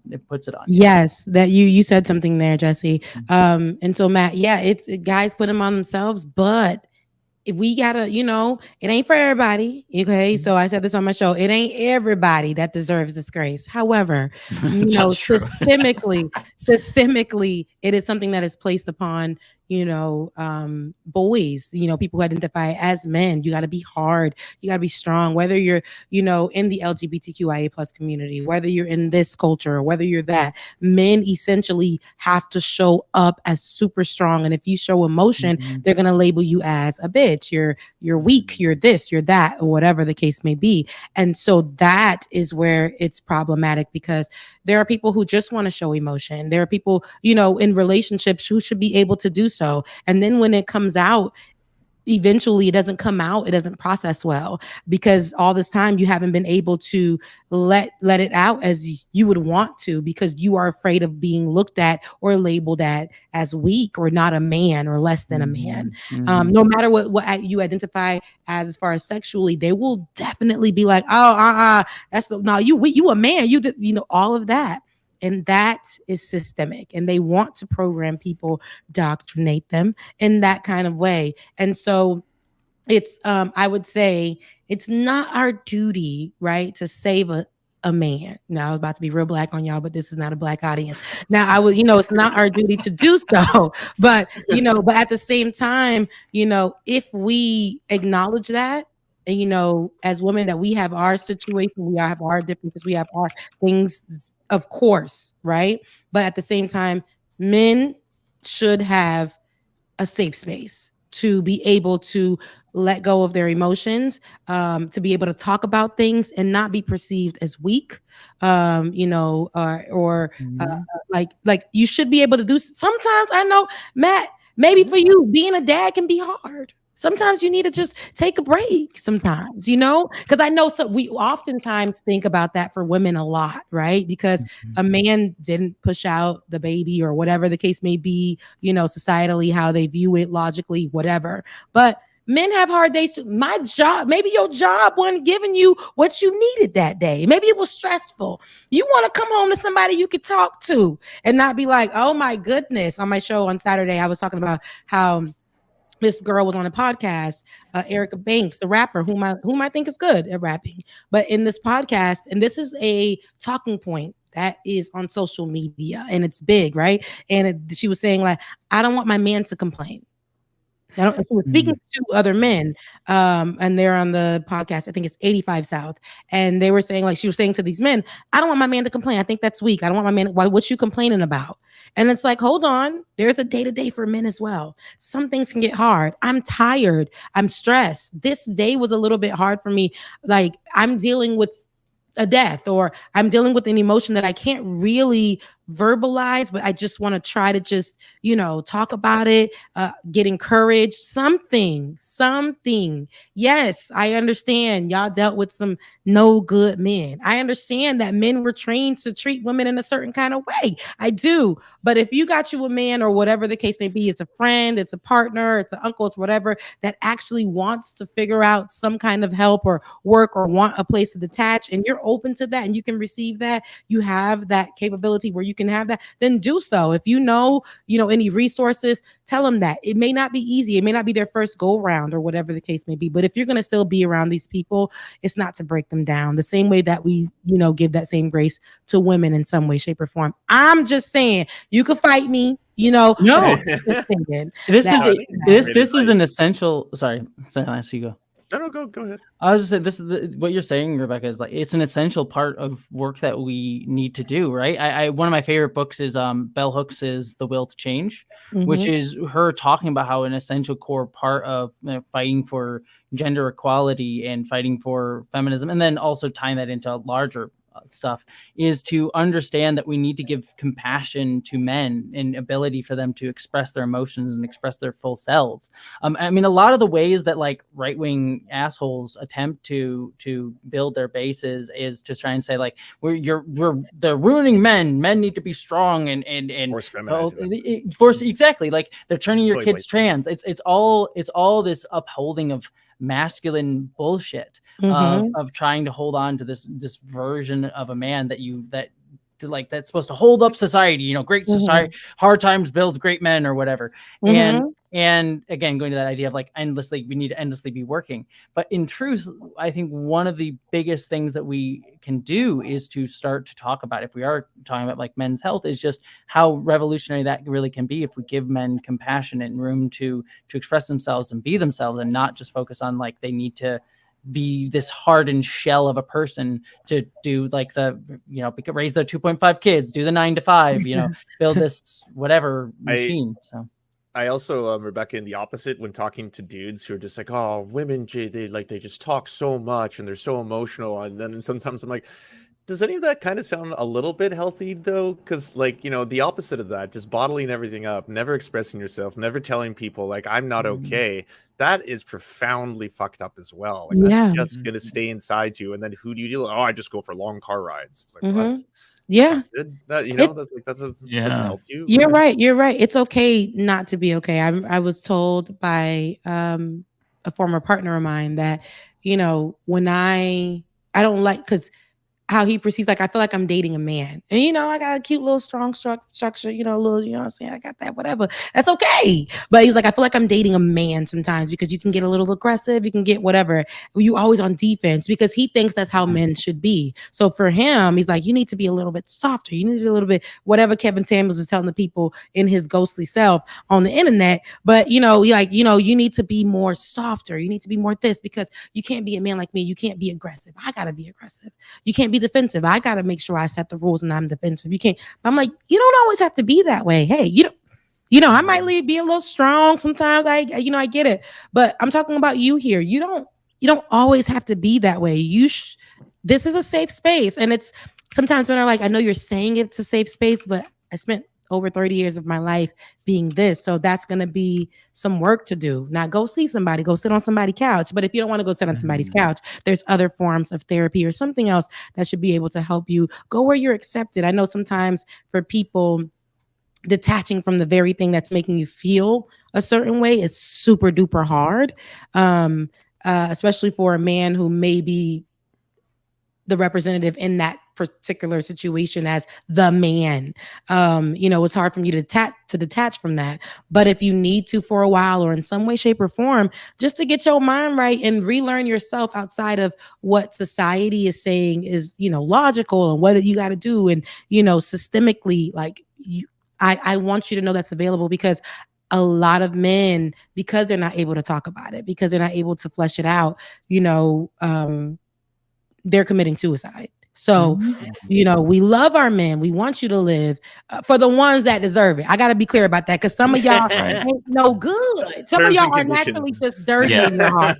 But, for our men, and that, I really want my men, like I got so many, but I want men in general who are looking for that space to know that it is out there. It is out there. And, you get to just kind of like unwind. Statistically, it's y'all are having a really hard time, but of course, systemically, it's made for you guys to feel like you can't be in any way, shape, or form soft. And, this 2024, get you somebody who you could also be soft with, and you can make them soft, be a pillow, for that person, and also that person be a pillow for you.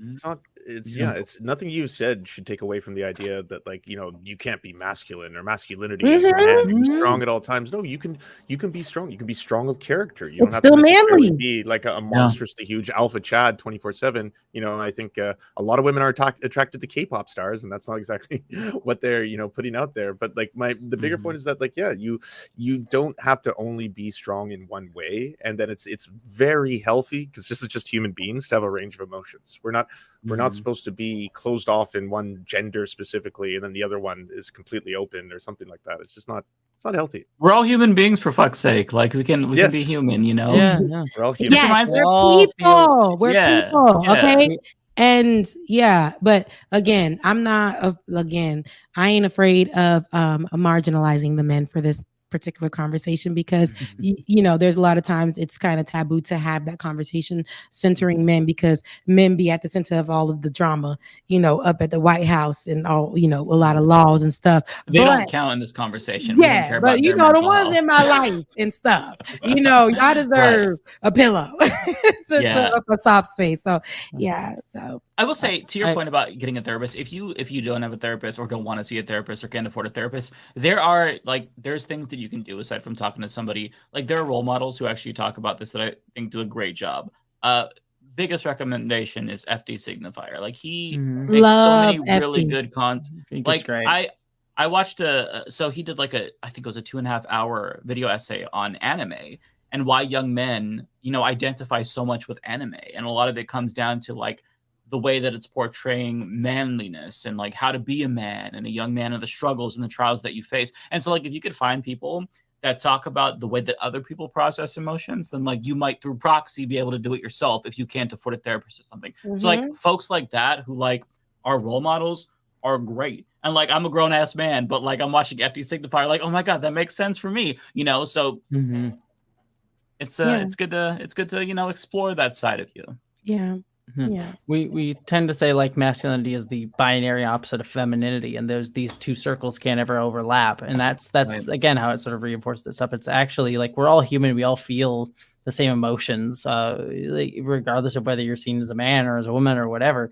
It's about trying to like just find ways to express yourself and express who you want to be in the world and perform who you want to be in the world. And I think that the society telling you that it has to be separate is what causes all those problems. Also, I see someone in one of the chats is talking about foreign man in foreign land. We were talking about Feek, but foreign man, who's the sweetest, like one of the sweetest humans that I've ever met in my life. He's another video essayist, and a close friend of mine actually. And he does such great videos. Is like he's like one of the biggest dudes you've ever met. Like, he works out a bunch. He's got like one of the like buffest dudes, and yet he is one of the most like openly, vulnerably emotional people that I've ever met in my life. Like, I've met him, and he just gives like the best hugs, and is just so open and giving all the time. And I think he does really good video essays about just like talking about breaking down some of this stuff and like being open He's about. a great ally too. Yeah, to the exactly. Oh, he's fantastic. Yeah. Like foreign is the best. I adore him. I love foreign. It's important to see those kinds of people and like have them as role models, even if you're an adult. Like, it's not bad to look up to people. Like, you don't have to pretend like you have everything figured out. Like, I was having this conversation like a couple of weeks ago with maybe it was my husband. I don't remember who the fuck I was talking to. But I was like, man, I feel like even though I'm in my 30s now and getting towards my late 30s, I still don't feel like I have it all figured out. You know, I still feel like a kid mentally. And it's like, man, I thought that you just, you know, not that you know all of the universe's secrets by now, but you just kind of like, when you're younger, you look up to your parents and you think, man, they're just, they're fully formed humans. But, you know, as you get to this age, it's like, no, they're not. They're just regular human beings. They're flawed. They're learning as they go along. You never stop learning. We're there. Like, well, I would say they are fully formed humans. I mean, they're not aliens. They're not like whatever. I hope they're not like mutants, like walking around. I mean, I'm not a fully formed human. I'm an animorph. It's fine. That's what people say, honey. You know, the internet they'll make you a monster. But But it's funny you say that, Mike, because I was thinking the other day, I was having a conversation with my girlfriend, my best friend, and I'm talking to her. I'm like, damn, these are the conversations my mother used to have on the phone when I was younger. And I'm like, dang, she was like 34 one time too. And I thought she was an ancient lady, but she was trying. I remember these conversations trying to flesh things out. And she was trying to understand and get some comprehension because she's like, this is the first time I'm doing this on a Tuesday, trying to be a mama on a Tuesday in this particular year. And she was trying to get some kind of understanding. I also say this on my show. My father, who was also in his 30s at the time, I remember seeing him. Like, he would go to his office. He would never, like, him and my mom would argue, right? Okay, fine. They would argue. But the way that my mom would release she'd be free. She'd be, and releasing her emotion. Free. Right? We wouldn't think anything of it. If my dad would ever to try to do it, we're like, dad's doing too much, right? However, I remember going in, seeing where he would go into his office, and that's where he would let out a lot of his emotion. I remember walking by. I've only seen my dad cry, I can count on one hand, maybe like 2 or 3 times. And I remember him just having a crying session. And my grandmother had passed away, but I remember him having a crying session. He didn't go cry to my mama. He ain't talk to my mom. He ain't do nothing. He went there, and I could just hear him cry. And usually nobody like goes to his office around that time. We supposed to be in bed, but I was walking by, and I just stood there. I didn't go to him. I didn't do anything. I just felt so hurt that he was feeling hurt, but he had to go do it in secret. He had to go do it in secret. That's guys do that. It's tough. So yeah, I really want our men to be free. Yeah, go ahead and cry. Go ahead and express yourself. This hurts me. This don't feel good. I'm having a bad day. Okay. Yeah. This is what this was like to me. Right now I need a moment. Because I know they'll be quick to go online. The new kids, they'll be quick to go online and be like, ugh, like this man, I was talking to him and he wanted to walk away because he was having a bad day. He's a little bit sassy. He's a little bit bitchy. He's not man enough for me, whatever. And a man needs to be able to express that. That does not make him less of a man. And that's my opinion, but I feel like that's Bible too. No, it does not make him less brave to be vulnerable, right? What's more masculine than being brave? And it's brave to be vulnerable. It's hard to do. It's hard to open up. There's also a world beyond patriarchy. People should realize that a lot of that got imported here, right? Like with the colonization, there was indigenous bands in Canada that were matriarchal, right? The power structure was not completely patriarchal. It comes with a sense of ownership, right? Almost like women are property or a form of property, and that's that dynamic. Just if you expand it outwards into society, that's where you get things like the idea where men have to earn, they have to be the ones who bring home and secure the family, protect the family. They're the guardians, but we don't live in that world. We live in a world where women work. More women are graduating in medical fields now than men, and they're filling up universities. There's going to be a huge amount of forgotten boys left behind if something doesn't change. People don't start treating it differently. Yeah. I mean, the important thing to recognize that is anything that is built can be unbuilt, anything that we can think of that we can actually build up ourselves. And so it's recognizing that this isn't the way that men have to be, but it's a way that men were taught to be, in a way that our society was built to then expand out and view others. Like, again, women as property. And then, you can't change from being property to property owner. And then it's also the gender was through how we racialized people too. People black people were seen as animals compared to white womanhood that need to be protected and things like that. So all of that comes from all of this bullshit that we created around gender and other topics, and it was made to racialize and modify. And then the other thing too is I think it's important the way to fight stuff like this is to build communities in person, online, wherever you can, because not everybody can do it in person, but find communities where you can be yourself and like you were talking about, Rebecca, find people that you can cry with. I think that's a big tell. If you can cry with someone, you can express a lot more emotions with somebody. And I think everyone needs to have people that they feel comfortable being able to cry around. Hopefully that's in person. We need more in-person stuff with that. But crying does not make you less of a man. I know that it's tough, like I was saying on my other show, I was like, I like my man to be a man the way that society told me. I like him to be strong.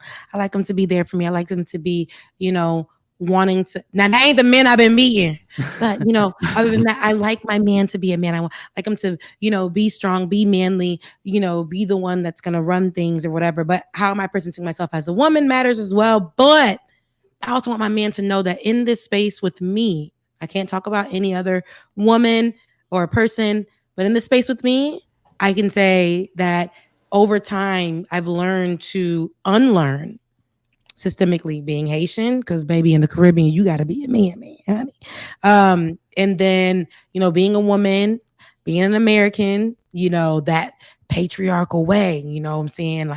Having to unlearn a lot of things so that I can carve out my own path of what I want my relationships to look like. Even with my brother, I was telling him hey, talk to me. He was telling me he couldn't get no sleep. didn't want to break it down, but was telling everybody who would listen, I didn't get any sleep. I just didn't, I don't know why, but I didn't get any sleep, but would not like divulge, wouldn't, yeah, he wouldn't. And I was like, I had to call him and be like, hey, no. Let's talk about it. What's making you, what are you feeling? What's on your mind? Is there anything on your mind? Are you comfortable with having the conversation? Creating that room for him to let him know, hey, I'm here for you. If you just if you just want me to listen and not say anything, I'm here. But it's like I said, it's our duty. I wouldn't say it's your job. I don't want to say that because I know it gets the girls crazy, right? It ruffles feathers, right? But if we want to be good to people, right? We were mentioning we're people. We deserve, it's not, we shouldn't just say this and this person. We have to understand the plights that each of the groups, the marginalized groups or people go through. And with understanding that, you should know there is being good to people and allowing them to have that general thing all around. Everybody deserves a safe space. Okay. I don't care how you identify, what you believe in, what your sexuality, I don't care. People deserve a safe space, and that includes men.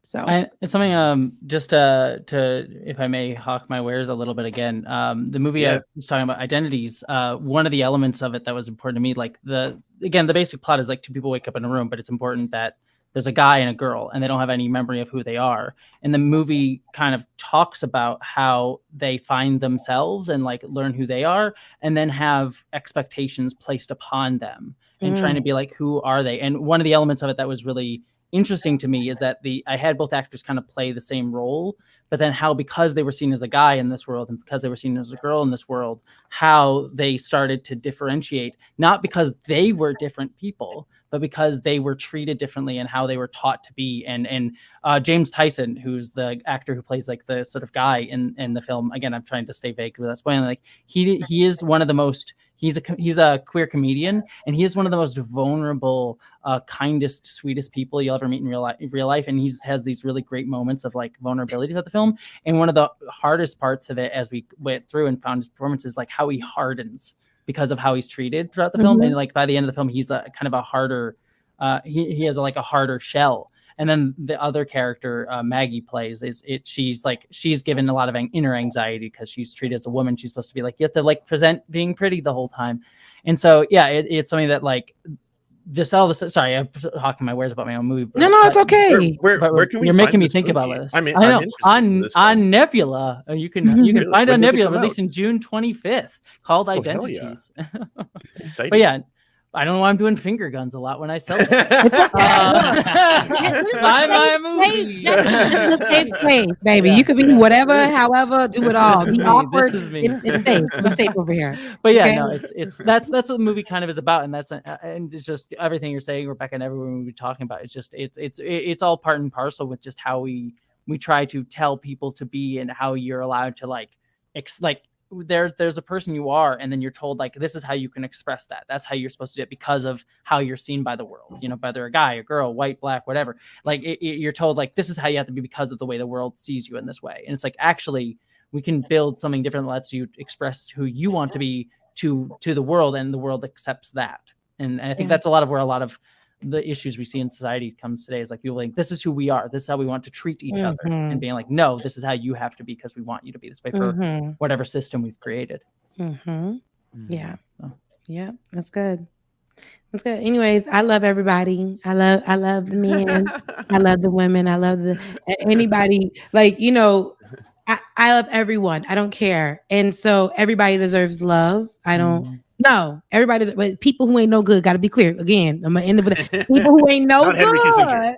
Not Henry Kissinger. Not you know who you are. People who find out that they have a problem and know that it may be something that is systemic or something that stemmed from your environment or whatever, and still choose to do people dirty. It ain't you I'm talking to. But I'm just talking about people who just, generally were just they're having a hard time figuring it out and are hurting people in the process, but want to stop. There's help somewhere with somebody. People may be sick of you. Somebody may be willing to just hear you out. You deserve to be here and rehabilitate or whatever. Because I believe that good people deserve grace. So yeah, I agree. Well, that's my rant. Look, then came on.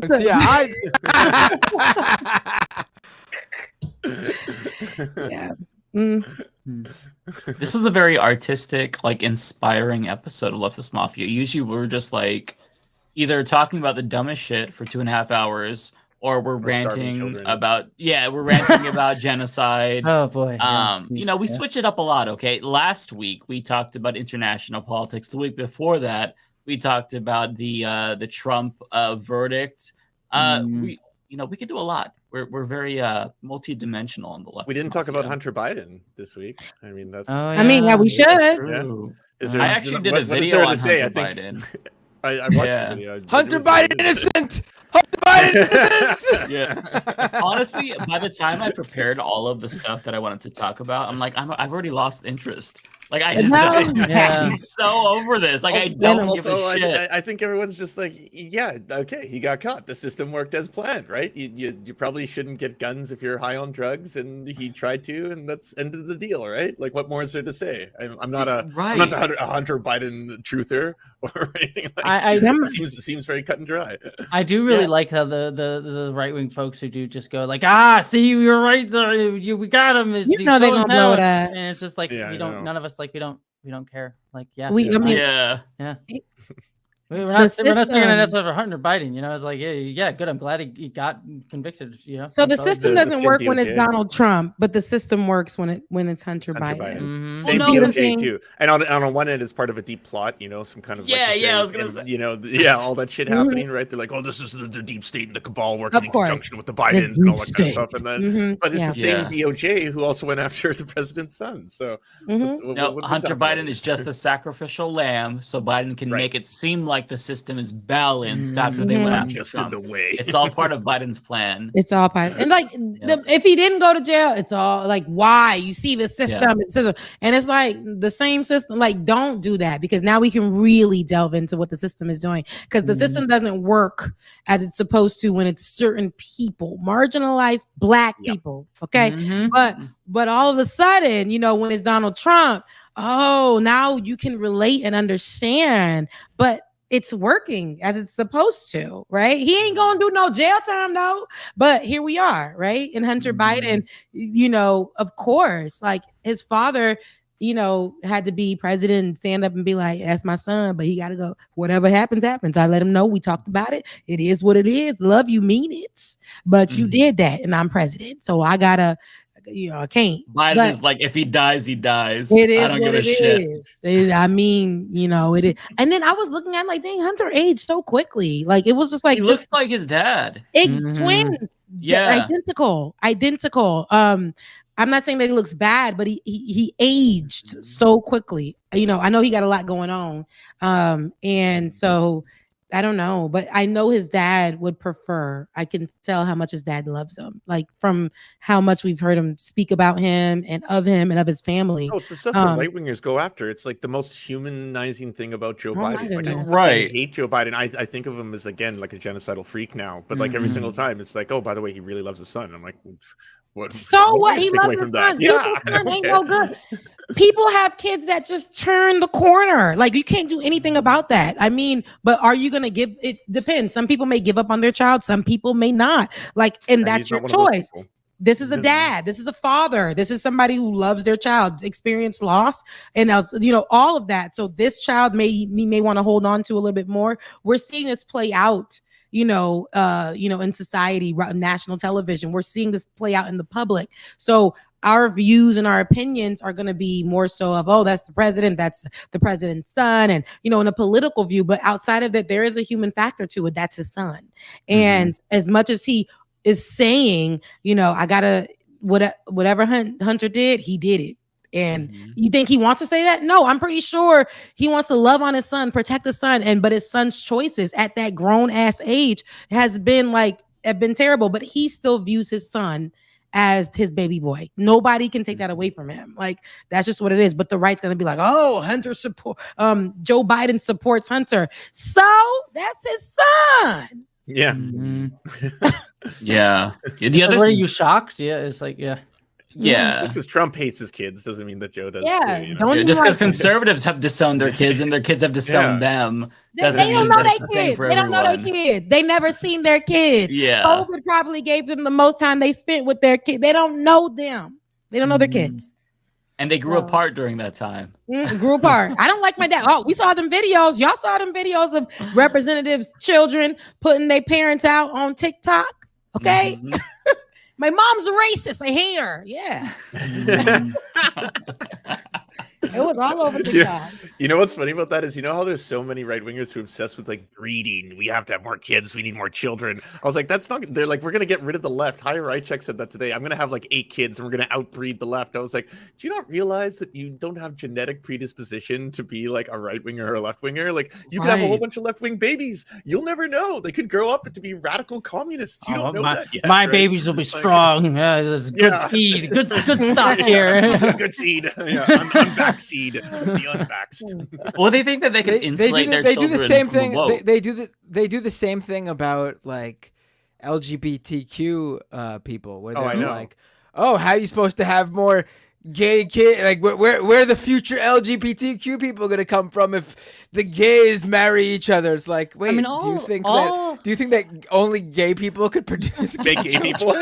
all of that, like I did a video on this recently. Like all that anti-queer stuff is based in like eugenics nonsense. Like you look at all the anti-trans shit that they push, where it's like, oh, they're turning our young girls into boys, and they're ruining their reproductive systems, and they won't be able to get babies, and they're ruining their breasts or whatever. It's all this like weird like essentialization of women, like infantilizing trans men, and they only care about white trans men, right? It's only white trans men who like were ruining their ability to breed for being like they don't give a shit about trans men. They just want these people who they see as young white girls to be able to like breed more kids and be goes back to controlled controlling women. Yeah. And just trans. I think they have a shiny new way of doing it. Yeah. Somebody made a joke. This is about IVF, because of course they're policing all parts of women's bodies, or men. They policing everything and everybody. They want everything to be a nice, Hitler type vibe out here. But so they're somebody said they against IVF. How are you against IVF? Because Jesus was the original IVF baby. Because it's good. That's good. That was a good joke. Because they want to always throw out the Bible that they hold upside down. That they don't read. They want to do those kind of things, and they don't. They're not actual. They don't go to church, but they'll pull up to what's that white lady that was talking about African angels? Whoever. They'll go. Is that Paula White? Okay. Yeah, it's Paula White. They'll go to these people, and Joel Osteen, they go there one day, and then they don't really know the Bible, but they want to, when it comes to like stuff like IVF or whatever, abortion, those things, reproductive system, they will try to evangelical you to death and be like, oh, the word says, the Bible says, the whatever. It's folks that are known to have affairs. It's folks that utilize abortion to their favor. Their side chicks are having abortions like nobody's business, or whatever the case may be. They're benefiting. They can pay them off. They can send them to a state that works, but yet they're presenting as these are all problematic things. And then they want to utilize Jesus when it's, recent IVF thing. Now, if you want to talk about Jesus, and shout out to Jesus, because I love him, but Jesus he wasn't conceived between Mary and Joseph. Holy Spirit done impregnated Mary, biblically. And so it's giving real spiritual IVF. So what y'all like, if y'all want to talk about that, like, let's be for real. I love that concept, spiritual IVF. That is actually a really cool way of framing that, actually. I love that. Yeah. That's how gay people are having babies. Listen, Holy Spirit just it's the Bible. It's in the Bible. Yeah, it is. If they want to quote it, they want to talk about that, you know, because it's really given how Biden was at the recent what is it, Juneteenth joint with the gospel people singing. He didn't know a thing, stiff, didn't know nothing, was uncomfortable, couldn't. It was like he was in another place. You know, that's how. If you were to put these people while they want to quote the Bible in anywhere where you ask them, okay, where in the Bible does it say IVF is wrong? It's nowhere. You can't point that out. There's nothing that says that. You know, this is opportunity. I believe that God created these people to give opportunity to people to have children if they can't or whatever in a certain kind of way. They have this option here, but here go Republicans, just loud and wrong and unpracticing hypocrites. People keep yeah. the Also, Bible if you're rarely. gonna pick one part of the Bible, like what part are you gonna pick, right? If Charlie Kirk is getting mad and saying like in Leviticus it says to stone a gay person to death, it also says that it's like a cardinal sin to wear two kinds of fabric at the same time, so you can't wear two different weaves. Women can wear pants somewhere in the Bible, okay? Yeah. And I'm eat shellfish. Shellfish. Yeah, have you ever eaten any shellfish? shrimp? Right. Yeah. Yeah, Also, let let us not forget in Deuteronomy, it says that if your wife grabs the nuts of the guy that you're arguing with, you have to chop off her hand and show absolutely no mercy whatsoever. So, you know, if you're following me to the T. That's what I'm saying. I'm Christian. Does it say that exactly, Mike? The nuts part and everything. I can get the actual verse. There's another verse about if a horse crushes a man's nuts, he will never see the kingdom of heaven. Something like that. Where like if you don't have balls, you can't get into heaven. I was like, what the fuck? Balls are spiritual. Balls are pure. Apparently. Well, I'm out. That's how it goes. But yeah, it's also like translation stuff too. Like a lot of it's just translation things. Like one of the ones that this is nothing to do with any like practical, but one of the cool ones that I found most interestingly that is like the first line of the Bible is mistranslated, where it's often says like people say in the beginning, when actually the way it should be translated is something along the lines of when God chose to start creating. Which means that like the difference in implication is like there was stuff before God decided to start creating things. So you know, it just even something as basic as the very first line of the Bible has like a different way of thinking about it if you translate it differently. So I can't imagine for all the other stuff. All of these Republicans talking about, you know, go by the Bible, they've been having sex. Ain't no ring on their finger. You know, like, listen, I just don't walk around. It's very hypocritical. You're choosing when to grab Bible verses and to spew them out. You're weaponizing them. And you're only using this one little part, but what was before that and what was after that? And how did you interpret it? Where did you get your, like, where did you come to this consensus that this is the way? And that's the problem. And then you're getting it from Donald Trump. Come on now. 2 Corinthians guy. 2 Corinthians. Holding the Bible upside down. Ain't never been to church. Quote? Right. He be in church, not off all of them. It's not good. It's not good. Yeah. What I've come to realize, because I grew up with a lot of like religious trauma with my family being evangelical.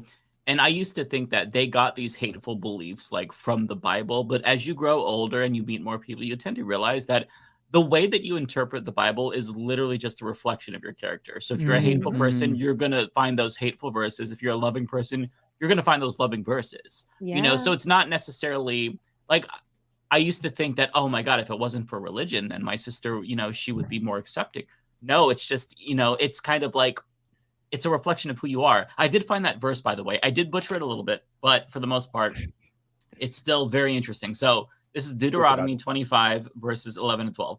Quote, if 2 men, a man and his countryman, okay, so it's 4 men, are struggling together, and the wife of one comes near to deliver her husband from the hand of the one who is striking him, and puts out her hand and seizes his genitals, then you shall cut off her hand, you shall not show pity. So just to kind of like put the image in your head. So imagine you got 4 guys, they're brawling, they're fighting, and she's like, hey, don't you dare hit my husband. She like just randomly grabs his nuts. Because that's a sensitive everybody area has to stop fighting. From what I hear. And you're like, well, now get the axe. We're chopping off your hands. And then she's crying, and you want to show concern because it's your wife, but nope, you have to show no pity whatsoever. Because you can't, because you're a man. That gives that story Rebecca's points.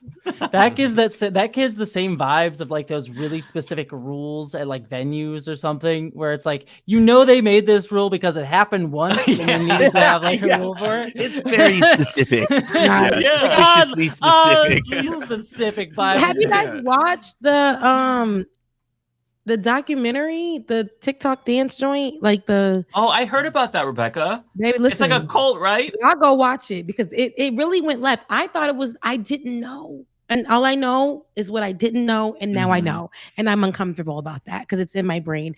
And so it has to do with religion. Why? How? What? What? How did they get there? TikTok answers? People abuse religion. They will weaponize religion. They will utilize it and create like. I believe that all religions are culty. Whatever. Again, oh, absolutely. Yeah. I'm a Christian. I go to church every Sunday, not every Sunday, kind of whatever. But I might do bedside Baptist. But I know that any group, like even organizations, whatever, it can be culty. It can, by definition. So with that being said, this thing. It was the red Kool-Aid type folks. That's all I gotta say without ruining the whole thing for you. But just knowing that they can take TikTok people, dancers, and people who weren't even believers, and with religion and money, and weaponize that and make them do things and fool them for more than 20 years, right? TikTok wasn't out 20 years ago, so it was just regular people. But then you start to gradually come up and what's it called? What is it called?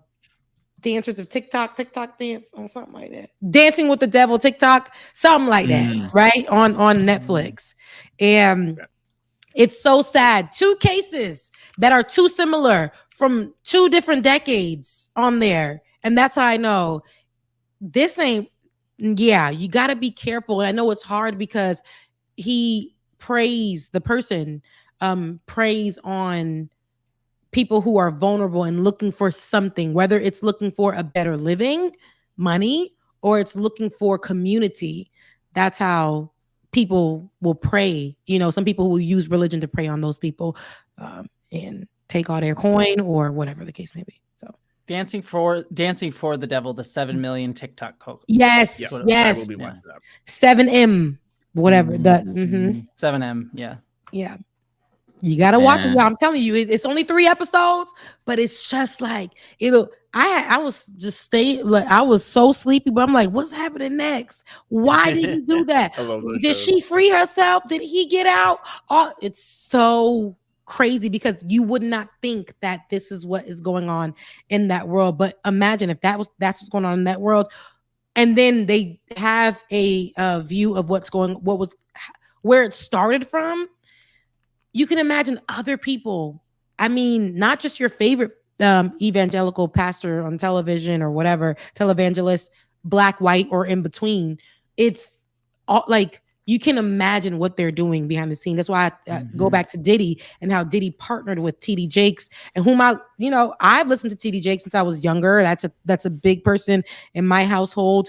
Love his sermons, love his daughter, Sarah Jakes. But just knowing how Diddy's behind immediately partnered with him in the last few years with TD Jakes, it made me wonder what is who else, what's going on? Do they know what's that looking like? Is it money, like it made me think like with that whole thing. So yeah, probably both. Yeah, y'all gotta watch it. I ain't lying. Y'all gotta watch it. It's a good little watch. Y'all gotta watch it. I just canceled my Netflix, and then as soon as I cancel, everybody's like, "Oh, here's all these amazing shows you need to check out." It's like, God damn it! You don't watch Net. Like I haven't seen. I am trying to cancel everything to try to budget out, and I'm like, dang, what the hell? I have Netflix, but they about to be off. But I'm like, I have not watched Netflix at all. But when they talked about this particular show, I'm like, let me just see what that's about. And I'm like, dang, just when I found the show, is there any more shows like this? Like, what else can I watch on here? But I really don't watch Netflix. Like, I have been paying for it for years, and it's been started out at $7.99. Well, if you want another streaming service that's really cheap. Oh yeah, Nebula. I was gonna say, Mike, it's a better streaming service, Nebula. Nebula. You're talking about that. Let me just put that in. I kind of cycled as well, where it's like, okay, I used to just have them all because I would give out passwords to family, but then Netflix took that away, so it's like, bye. I used to share it with a bunch of family members. I've divested myself of a ton of streaming services like Max and all that jazz. Is like same. Yeah. Yeah, it's like if I'm watching a show, I'll subscribe, and then I'm gonna turn. It's it like off. just give me cable back at this point, because wasn't it the satellite was like now we're doing the same. We're paying separately for what we had before. Like this ain't right. Y'all doing us dirty. Yeah, y'all playing us for fools. Okay, and they're increasing too, and it's they're learning that like it's an unsustainable business model. So you're seeing like, oh, they have these like they're always increasing prices. Like I think just what was it, Disney Plus or one of them just increased their price recently. And then you're also getting like the bundles that they're doing. You have the Paramount Plus, which is like leaking money for them. So they're trying to sell to I think what was it, Skydance, but then that deal's fallen through.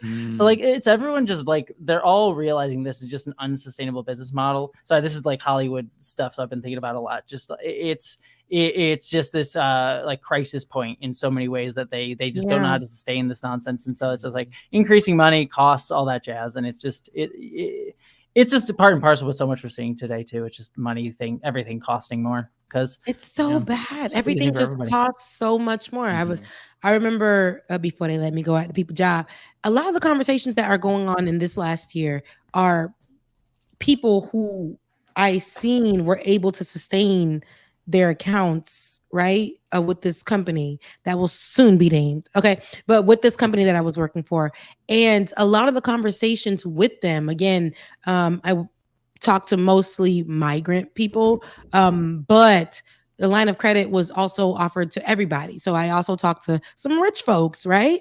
Who were no longer able to sustain their accounts. And, but they were talking about how, damn, I'm paying for so much. I'm paying for this. I'm paying for that.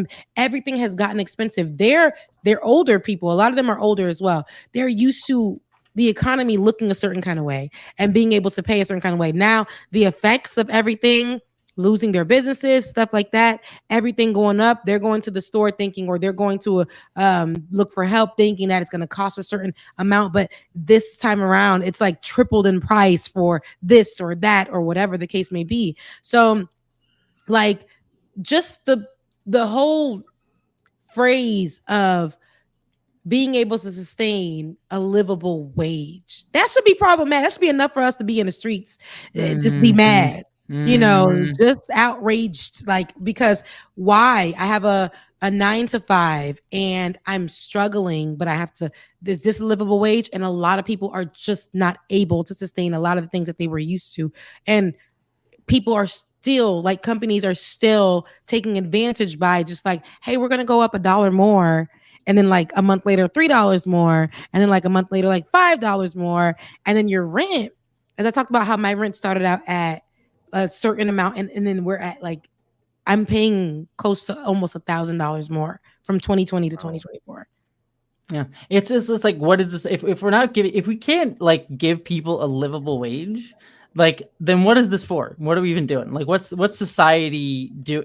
Society should be there to like sustain people and let people live. And if we can't do that, what is this even for? What are we even doing? And I mean, obviously, just to make profits and squeeze every ounce out of people. But I'm just gonna close my blinds. I'm at a point where I literally can't see.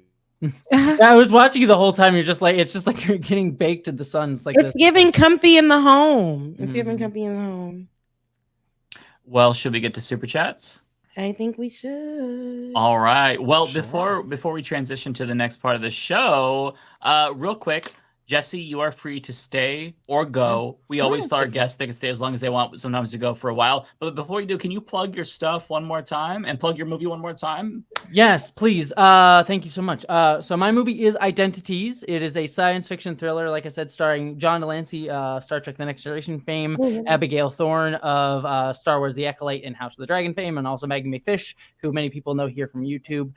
It is a science fiction thriller, but it's about the corporatization of identity, as well as being a very queer film. It was made by mostly queer and trans and women and people of color behind the scenes. So I'm very proud of it. It is releasing on June 25th on the streaming service Nebula. And the big thing to just really say, like, I hope everyone watches it and loves it and supports it, but we hope that it is the beginning of a much larger story. So Nebula is looking to possibly fund more episodes of it. because it's meant to be sort of a proof of concept pilot to tell more stories. It's 45 minutes as sort of a pilot episode. So if you do want to support it, sign up for Nebula nebula.tv/IDENTITEAZE. That's nebula.tv/Identiteaze.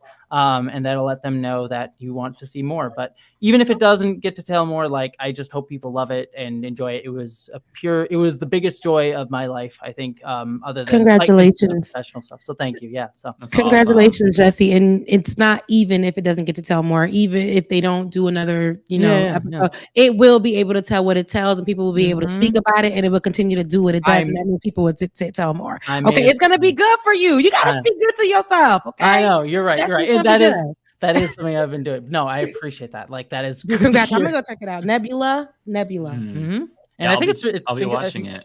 I think the price is like only like $7.99 or whatever for a June month. 25th. Hell yeah. And Jessie Gender on YouTube, right? Yes. I should also do Pock my otherwise. Jessie Gender on YouTube. That's my main video channel. I have Jessie Gender After Dark, where I do, like, I'm just a big nerd, so I like review House of the Dragon and Star Wars and all that stuff. You can check me out there. And then I'm on all the social medias, Instagram, the artist formerly known as Twitter, and all of that jazz. So awesome. All right, well, let's do some super chats. Rebecca, do you want me to get to yours first? Yeah. You already know what it is, because Matt gonna be here. You and Matt gonna be here till 2 a.m. I hope not. I'm so tired today. I'm pretty tired too, actually. Yeah. All of a sudden you're tired. I'm tired today. Yeah. Okay. Funky Flesh, thank you so much. Hey, everyone, donate to Jamal Bowman's campaign. Shout out to Jamal Bowman, love him. And volunteer for him and vote for him in the Democratic primary on June 25th. June 25th, Jessie, if you live in his district. That's a big day. Yeah, it is. Omega Star, thank you so much. You are such a rock star. Thank you. Thank you. Tokyo Hans, 2,000 yens. Look, yens. I want to make sure. I could be so wrong. I don't know. But the Y with the 2 lines at the bottom. Glad to hear the results were good. Yeah. Stay amazing and enjoy some money. Thank you. Thank you so much, Tokyo.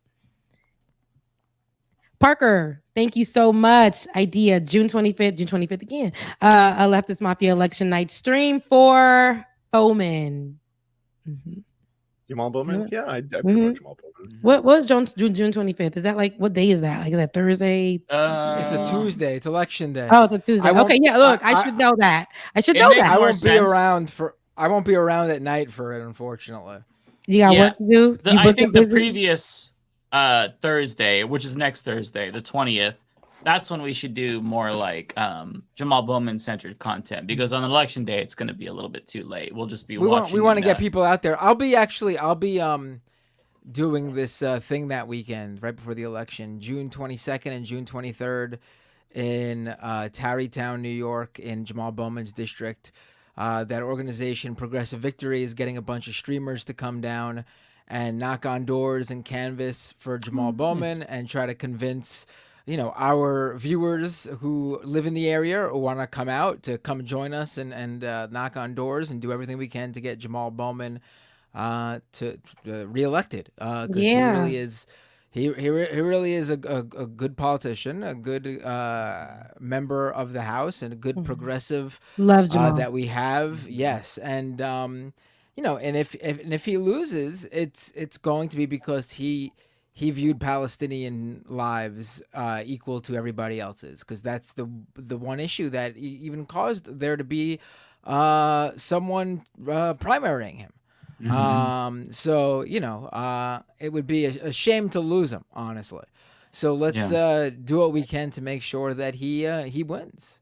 Yeah, and on the subject of Jamal Bowman, Ole posted a great interview with him. I would highly encourage everyone to watch it, because he talks about the disgusting shit they've been doing. Like, his opponent sent out mailers and they darkened Jamal Bowman's skin. Yeah, I saw the picture of it. It was fucked. It's pretty brazen. This is a very common Republican tactic. Yeah. But it's happening in a Democratic Party primary. Very racist. Also accused Bowman of taking Hamas money. Just outrageous. So the things that they're doing, like, and saying and lying about him, it's so fucked up. Watch that interview, because it gives you just a little bit of insight into what he's dealing with. All for basically speaking up and saying ceasefire. and that's terrible. He's been on a real tear. Like the dude is honestly got some real issues. He was just on WNYC radio the other day. A caller called in to call him out for his post on Facebook where he compared what Andrew Cuomo went through. Like he compared Andrew Cuomo to Emmett Till, the lynching of Emmett Till. That's the most wild shit I've ever heard. And he like blew up at this woman this woman who called in, and he said like just out of the blue, and the host Brian Lair even called him out for it and said the caller didn't say this, where he started saying that I know you're not going to vote for me because I'm not your demographic and you're only going to vote for your own demographic. Basically coming to the conclusion that, oh, the woman who's on the phone, she's black and I'm not black and that's why she's not going to vote for me. He was literally saying that. And, you know, this is a guy who was during a debate with Jamal Bowman recently over Zoom. He basically said that Jamal Bowman doesn't reflect the constituency of NY16. His constituency is more like Dearborn, Michigan and San Francisco, California, basically saying your constituency is Muslims and the gays. Yeah. What do you like? You don't represent the people here in this district. Yeah. Like the dude is absolutely racist, xenophobe, Islamophobe. He's got some real issues, and of course, Hillary Clinton came out to endorse. Yeah. It's that same radio interview, by the way, is so hilarious to me how dumb this guy is, because the woman is like, I want you to defend yourself, like all the racist things that he said without tokenizing black people. Because that's how he's defended himself before. He says, I have a black friend. And that's right. He immediately does that. He starts by saying, I've been endorsed by this black group. I grew up with black. Like he immediately starts doing what she said don't do, because you've done that before. I've already heard that. It's just, this guy is such a piece of shit. So yeah, Jamal Bowman has to win. And I hope that he does. I hope that we do the right thing. June 25th. Yeah, read this Parker one. So next time. Okay, so this is next one. Fletch again. Thank you so much. Oh, well, that's what he said too. Or they said, I don't know. Thank you so much for talking about men's mental health. There is still a lot of stigma around mental health, especially for men. Also, congrats on being cancer free. Thank you. Thank you. Colt Dog, thank you so much. Rebecca, I'm so happy you're well. I take care of someone with cancer, so I know how horrible it can be. Much love to you, and thanks for repping Tallahassee. I rep Tallahassee only because I'm from Florida, South Florida girl to the day I die, Palm Beach County, to be exact, not to be confused with Donald Trump over there in Mar-a-Lago.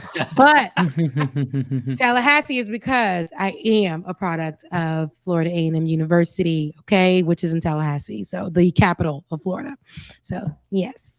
Thank you, Colt Dog. Bay Photo. I always want to say that with a Haitian accent. Bay Photo. I don't know why, but Bay Photo. I've been caring for very sick family members and friends for the last couple of years. It is so emotionally draining. Very glad that weight has finally lifted for you, Rebecca. And I understand. I get it, man. I get that whole thing with caring for a family member, but I, pray for you and your strength and healing for your family members that are going through it, that you're taking care of. And thank you so much. Celeste, Rebecca, thank you for being the first leftist to talk about men's mental health. Seriously, every time I hear leftists talk about this, it's like they forget men are human too. It's just so disappointing. Probably talking about men who don't even know that they can talk about these type of things because they are told they can't. So it's probably that Rebecca, kind of thing. the first leftist ever to talk about men's mental health. Thank you for putting that on me. And I want to believe it's true, so I'll take it. Celeste, I love you. I mean it. Thank you. Thank you. Take it. Lizzie Bennett. Bennett. I don't know. This super chat was overdue. In your last Like It or Not show, Rebecca, you shouted out Saint Martin. I deeply appreciated it. My hubby's fam is from there, and it's a great place to vacay. Oh, really? And I love Saint Martin. I have a family member who is from there. So shout out to you, Lizzie. Thank you. Husband must be fine. Infinite content. Rebecca, you've been spitting hot fire like Dylon. Not like Dylon. Since you got on the mic tonight. If y'all don't know, Dylon from Making the Band. Okay. Yeah, but thank you so much, Infinite. I think that should be it. Okay. Kuya Damon. Yes, I think I feel like I'm getting that right. Kuya Damon. Becca, loving the new profile pic because I did change it because I don't have braces anymore. I'm like, I need to show myself with my good teeth.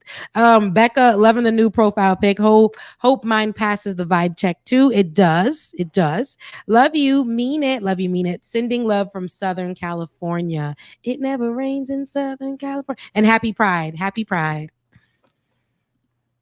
Andrew, thank you so much. Just got off of work. Congrats, Rebecca. Any good news should be celebrated, by the way. Did you see Lance cover Charlie Jerk going back to his roots debating college students? I haven't, but I'm going to check it out. I'll send it to you. Please do. It's fun. This one we can't see it, but it's a super sticker. Okay. Nashacat. Nakitat. Nakicat. It might be Nashatek. I don't know, but it's something, and I'm going to get it right. Okay. Right there, Nakacat. Okay. Thank you so much for your super sticker. And I hope that, I got it right. And last one. Ford 84. Okay. 84. That's my one of my best friends. I feel like that's one of her angel numbers. Okay. Social democracy, in my opinion, is the best medium for our times, but it's impossible to get there when reality and facts have to be debated. Top of the morning to you all. It's morning. Where you at? Top of the morning. Where you at, boy? We sleep. Everybody sleep over here. Yeah. Listen. Yeah. Well, that's my time. Love y'all. Mean it. Now, if you guys can, I know you guys have been sending these super chats, and I really, truly appreciate the super chats. And I thank you for all the love. But if you guys can, please send over to my Cash App and my PayPal, which is in my the link is pinned in my chat. If you can, I need it, mean it. It will be very, very meaningful for me to say afloat, especially this month. I love y'all. I mean it. I'm so happy I was with you guys today. I hope that you guys enjoy your weekend for the fathers. Enjoy your weekend for Father's Day. I'm talking to you, Matt. All right, that's Thank for you, you. Rebecca. I appreciate it. I'm so glad to hear that this week went well for you in terms of your health and everything. Thank you. Yeah.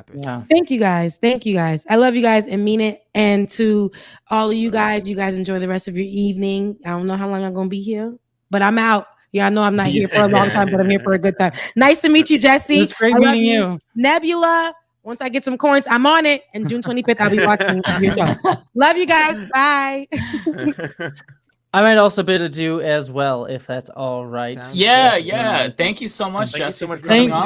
Thank you for letting me come on and promote my movie. film. It really means a lot. Because don't have much marketing budget, so just anything we can do to get it out there, I appreciate. I'll be watching it. Yeah. Thank you.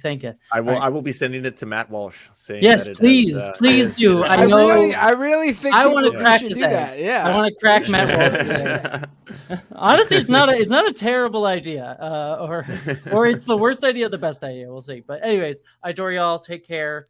Suddenly look very, very orange for some reason in this shot. I don't know why. Anyways, my child's school did the Clockwork Orange thing to their eyes and made them watch. Identiteaze. Watch it now. All right, bye y'all. Take care. Lance, are you linked up? Too close. I don't know. Let me check. No, because I'm streaming for everything, but I can read them out. I only have a few. I'll feel free. All right. Well, it's just the men in the chat now. Just the men. Yeah, here now it's time for man talk. All right, time to be tough, guys. No more. Yeah, no more tears. All right, come on. Let's get straight. Thank you, Comrade Junkie, for the $5. Pumped to be here live for the Leftist Mafia. Don't really have anything to ask the squad. Keep doing what you're doing. Love y'all. Thank you so much. Appreciate that. And thank you for gifting the 2 Tier 1 Surf Times memberships. Very, very kind of you. Funky Flesh, who donated earlier to Rebecca with the $10, says, hey, everyone, donate to Jamal Bowman's campaign and volunteer for him. Vote for him in the Dem primary on June 25th if you live in his district. I think everyone here is in agreement. We're doing that next Thursday, I guess. Jamal Bowman's stuff. Pumps. We'll have a Jamal Bowman day. All right. Jamal Bowman themed episode somehow. We should, and I'm gonna throw this out here. I don't know if it's gonna even be a possibility, but we should reach out and see if he would come on. I would love to have him on. I think that would be great. He doesn't follow me on Twitter. I don't think I'm that. I mean, it's the show is late, so it's not like we would take away time where he could be campaigning. You know, you can't campaign past a certain time. People don't want you knocking on doors at 11 p.m. True. Yeah. Yeah, if we'll try to make that happen. If somebody has the connect, we'll try to make it happen. I'll reach out to the team. Oh, sorry. Okay. Yeah, that's me. Okay, I'll keep going. Comrade Junkie, thank you for the other $5. Find me, man who didn't cry at the junkyard scene at the end of Toy Story 3, and I'll show you a psychopath. Or the start of Up, I would say. Chokyo Hands, thank you for the 500 yen. The sun has come out and provided Lance with some natural bisexual lighting, or just blinding, more like the blinding light of God. Comrade Junkie with the $2. Close your blinds. I have. And Septima with the $2. Oh my God, Jesse, big fan. Can't wait for your movie. I agree. I'm very excited for Identiteaze. It looks fucking awesome. It honestly combines so many genres that I love. I love scary movies. I love horror films. I love sci-fi. I love psychological films too. You know, that looks to be you know, there's some influence by the Wachowski sisters. You could definitely say in the way the movie looks too. So I'm very excited for that. Just nothing but good things to say. It looks cool. I like people involved. Maggie Mayfish is awesome. One of the first people who was ever a big creator and worked with me when I just reached out, said, "Can you do the vocals for my video game feminism blah blah blah video?" And she was super nice. Oh, that's I was like, cool. "Yeah, totally. Here you go." And I was like, "Oh, thank you so much." So nice. Yeah, very good person. Chico's so sweet, just sitting there living his best life, comfortable as hell. Love it. Like, honestly, could we all be this peaceful? This is like this Right? life goal. It's relaxation, just completely. Man, sprawled out, love it. I love when he takes blankets and wraps them around himself, as he's doing right now. You can actually see it. He's wraps it around his head. Yeah. Oh, that's so cute. Okay, so thank you, Charlotte Roy, for becoming a member. This one is for David Dole, I'm assuming, because of the subject matter. Kaya Is Demon. he okay, by the way? Should we talk about this? Like, should I reach out? I don't know if I should blow his cover here, but I'm pretty sure that, like, whatever happened was fixed pretty quickly, and then he just decided to watch the Stanley Cup final. It is the Stanley Cup, and he left at the time. Oilers are getting smoked right now too. It's over. If they lose today, it's over. Yeah. Oh. No, I know, but it was 4-2 last I checked. I had it in the corner. But he did mention it's 4-3. Wait, they got a little bit of time to tie it up. They could do this. Come back. They could tie it up. Yeah. Sure. But they're already down two. They're down 2 games though. Yeah, no, down 2 games. They're about to lose. Yeah, dude. If they lose, it's going to be hard to come back. If they lose one more game, it's over. Yeah. If they lose, but from what I've heard, though, the Panthers were just the better team. Like it's like they've been just playing better throughout the entire. And I'm not a Panthers fan, but the Panthers. I'm not an anyone but Canucks fan. I'm incredibly bitter. I like the whole country. Canada's going nationalistic right now. Everyone's like, we have to root for the Oilers. The whole country's coming together. It's happening. And I was like, no. Everyone must suffer as I suffer at all times. Yeah. All right. Well, prayers for David Dole. I hope that it's just him watching the Stanley Cup and not the tornado, because I did hear the wind when he played it, so I'm a little bit worried. We'll reach out and make sure he's in okay. A little bit concerning. Happy SMT. Maybe he's in Oz. So SMT Shin Megami Tensei, I believe that's a game that David's playing too. I've not started it, but decided on Octopath Traveler 2. That's a good choice. Have you played? And you think Edmonton can win this year? So I've played Octopath, so I'll answer that for David. Amazing game. As for Edmonton, I'll leave it to the hockey experts. What do you think? Oh, I thought they came in having a good chance. They literally have the best player in the NHL, McDavid, and he's like usually just like an absolute, like he's stunning to watch. It's like watching like a young, no one will ever be as good as Gretzky in sports. Gretzky literally has like every single title and everything to such a high degree that no other human athlete can ever come close. It's the weirdest thing in the world. It's like Michael Phelps. No one can beat Michael Phelps. The man was engineered in a lab to be the world's best human. He literally has a biological advantage. Yeah, I know he does. He has a massive biological advantage. It's just like his angles, the length of his arms, his like lung capacity, everything. It's like if you designed a human to be good at one specific thing, he is that, you know, in that. But anyways, yeah, I thought Edmonton was going to be the better team, but yeah, what more can I say? It's happening literally right now. So I don't know, Matt. Anything to add? That might explain our views are lower than usual this week. We're competing with Stanley Cup. I think this is for David Dole. Comrade Junkie with $5. Just want to say this was supposed to be from Mike, but he blew it by limiting chat for 20-minute subs. Love the show. Well, thank you on behalf of David Dole. I do that because I don't want to get rated. I've got rated a couple of times, like hate rated a couple of times, and it just creates a headache for the mods. So that kind of you know, that kind of stops that from happening. Okay. This one is for Matt or David. Oh, hold on. I forgot to check. I forgot to pull up. Hold on. 1 second. Uh-oh. Oh, it does say for you, Matt. It's for me. Hold on. It's, I just read it. I was like, whoa. No, that's not for me. It's not? That's not for me. Very funny. I think it's for you, Mike, and they're joking. Yeah. Oh. I don't see that, but I will read it. Okay. Ask Jessie why she called a black content creator a C. You won't enjoy the tip, Matt. I don't know. It wasn't for me. It's not in my chat. Yeah. That's funny. It was a hate message sent that was sent to the wrong person and donated to the wrong person. Yeah, because it's not. Is it in David Dole's thing? I think it's David Dole's, yeah, because it's not in mine. No. Yeah. I don't know if that's. Yeah, I don't know anything about that, so I cannot ask. And she's gone. So. It's but a we troll do have... from our chat. Gotcha. It's a troll. Okay.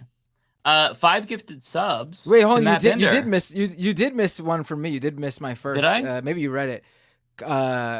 Comrade Junkie.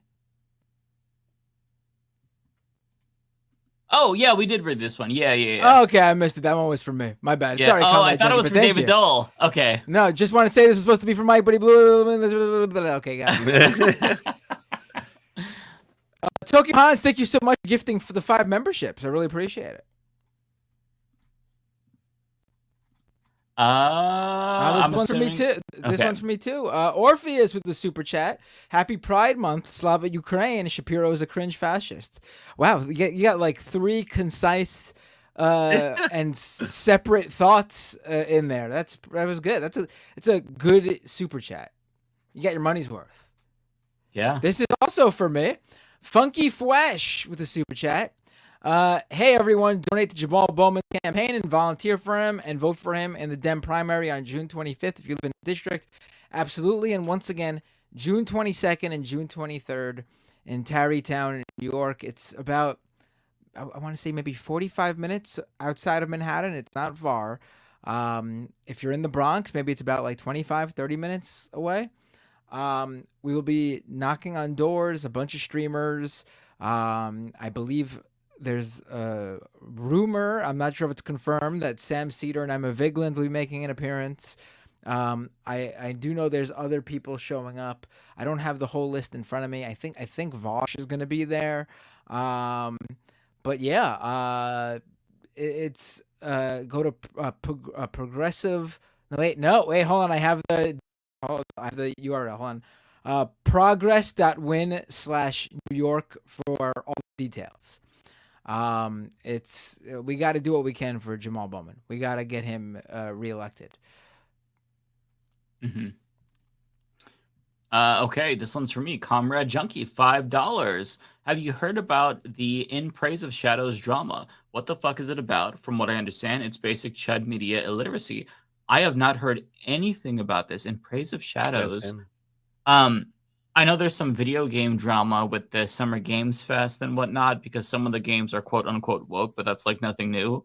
They have protagonists that are not white dudes. But in terms of this, I don't know. So I honestly can't speak to it. I'm sorry about that.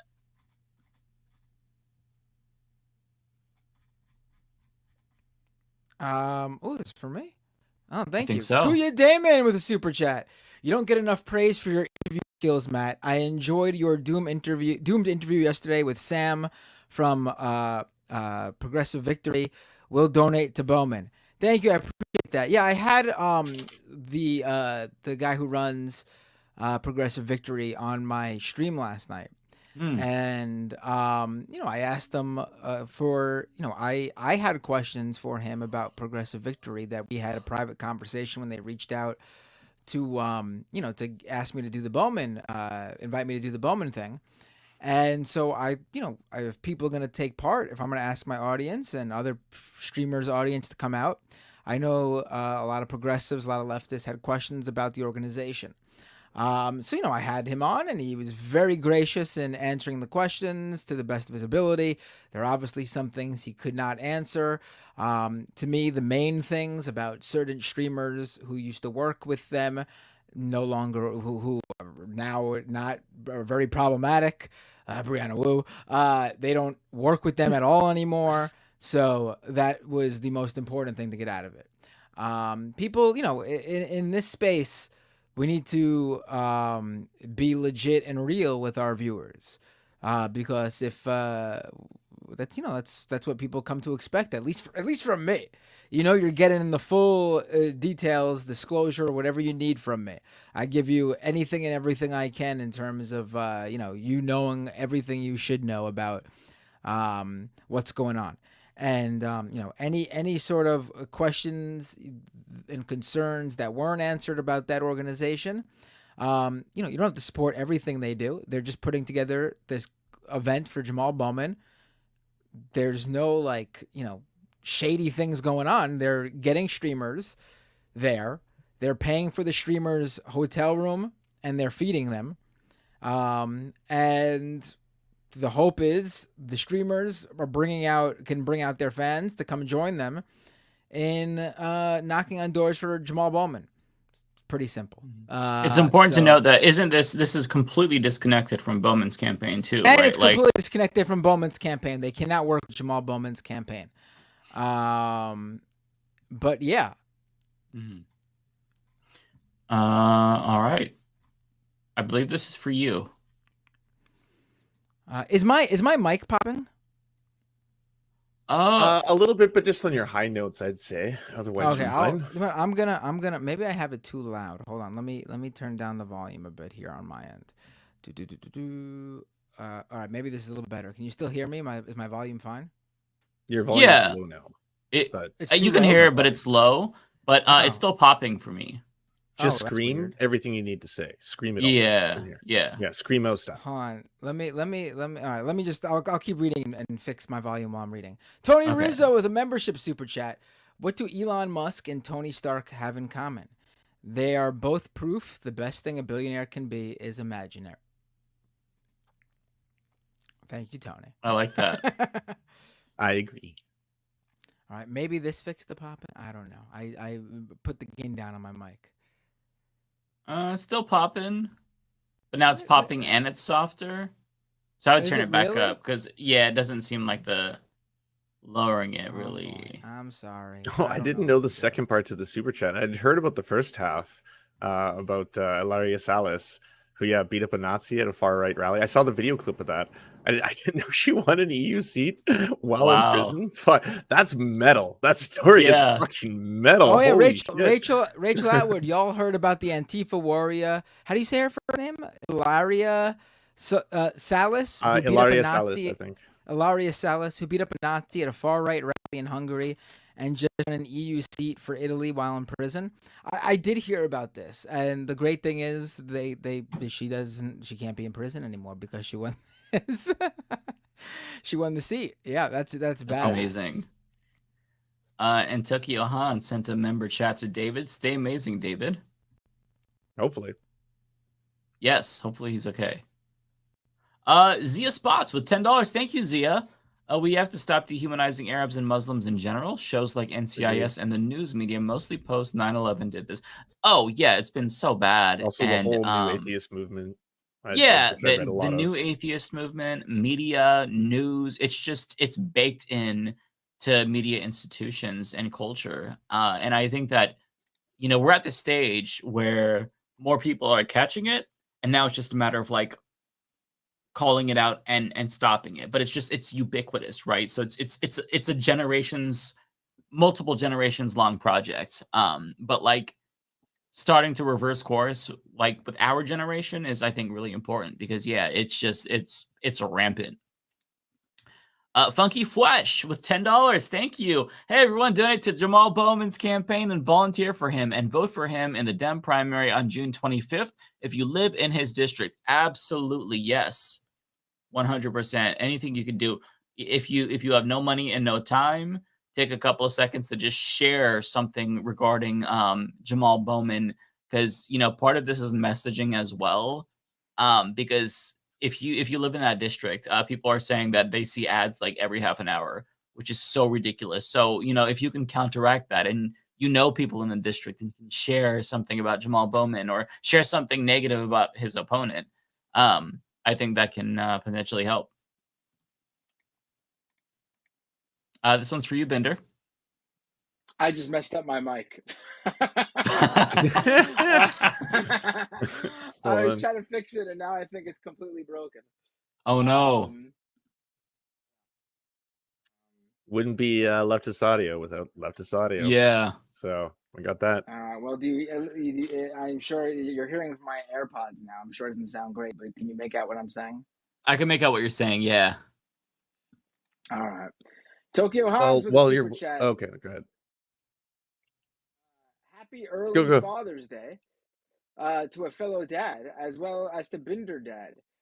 Thanks for being part of making a wonderful person. Oh, thank you, Tokyo Hans. It's very nice. Very sweet.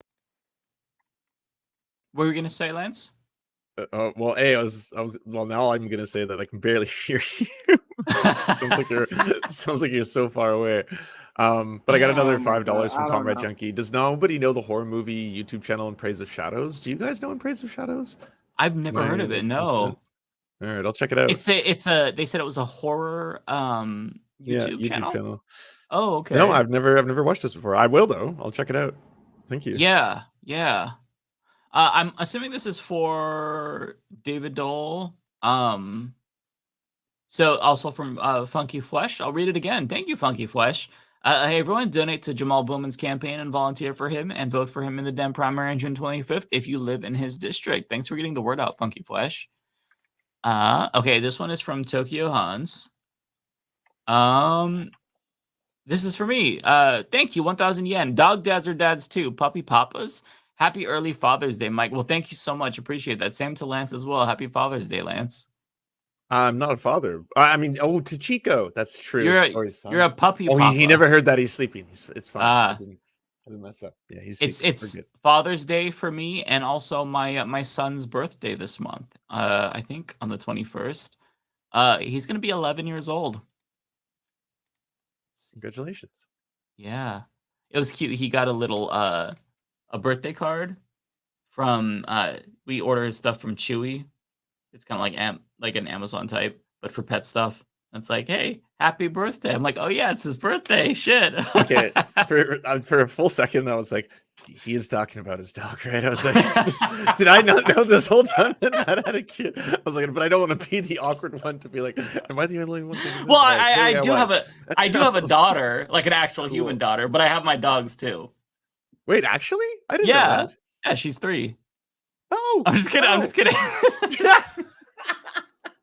I was about to say that's beautiful. Congratulations. I didn't know that either. A couple of years ago, I went through a phase. Yeah, I know. Got someone pregnant, and well, now we know. Now we know. Yeah, crazy world. Anything's possible. I think this is for Matt. Oh, it is for me. Wanda with membership super chat. Please share your event for Jamal Bowman with everyone. I did just before. I'm gonna leave really quick to try to fix this mic because I think it's pretty bad. Okay. Give me a second. Okay. Well, I'll go through mine here. So this one is from John Barlich, $2. Free my boy Hunter. He's fighting the deep state. Yeah, if they could do it to him, they could do it to you. They're just going through him first. So we've got to. He's just in the way. Yeah. Yeah. Not after him. Solidarity with my boy Hunter. You know, us 12-inch penis guys got to stick together. Okay.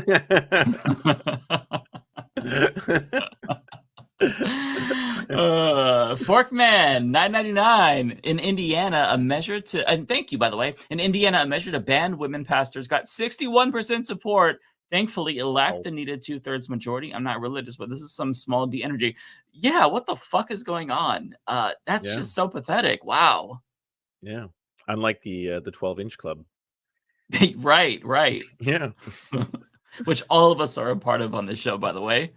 Except for Rebecca. All right, I think I fixed it. Yeah, I think I did. You did it. You're loud again. I'm loud again. Is it popping still? You're popping, but you're loud again. It's the end of the show. We got All right. Yeah, all right. we'll roll with it. Yeah. All right. All right, this one's for you. Oh no, we did that one. I'm sorry. What is the next one? I'm sorry. Is the that answer for me? to this is yes. Oh, Parker said, did you all see Fetterman rear-ended a car in I-70? Well, I didn't see him do it, but I wasn't behind him, but apparently he was at fault. He was speeding. Apparently. Yeah. Yep. Yeah. Oh, it's glad that Giselle is okay. Okay. Next one. And this is for you, I think. Tokyo Hans. Trump gets convicted, whines like a baby. A real alpha over there. Hunter gets convicted, takes it like a champ with head held high. That guy has gone through some shit in his life. Well, he's also the son of a president, too. Right.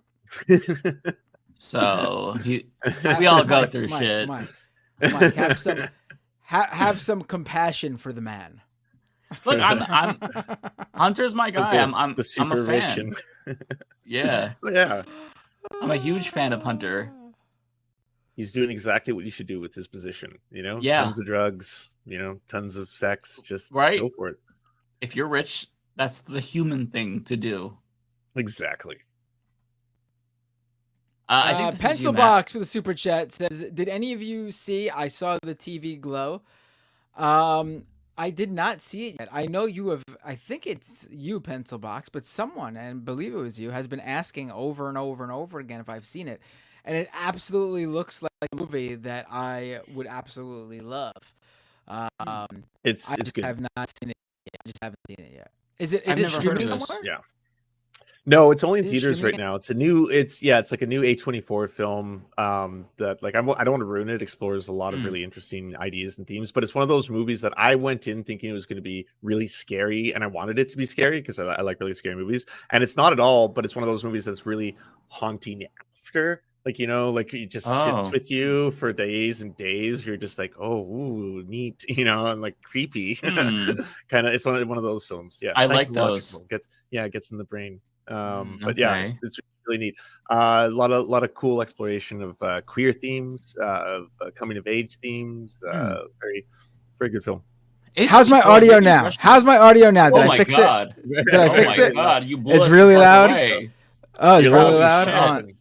How about that was a jump scare. Speaking of jump scares. How about okay, that's better. No, you're too quiet. Somewhere in between. Come on. How about now? My heart's racing. Yeah, I know. Woo, that was a jump scare. Is my popping?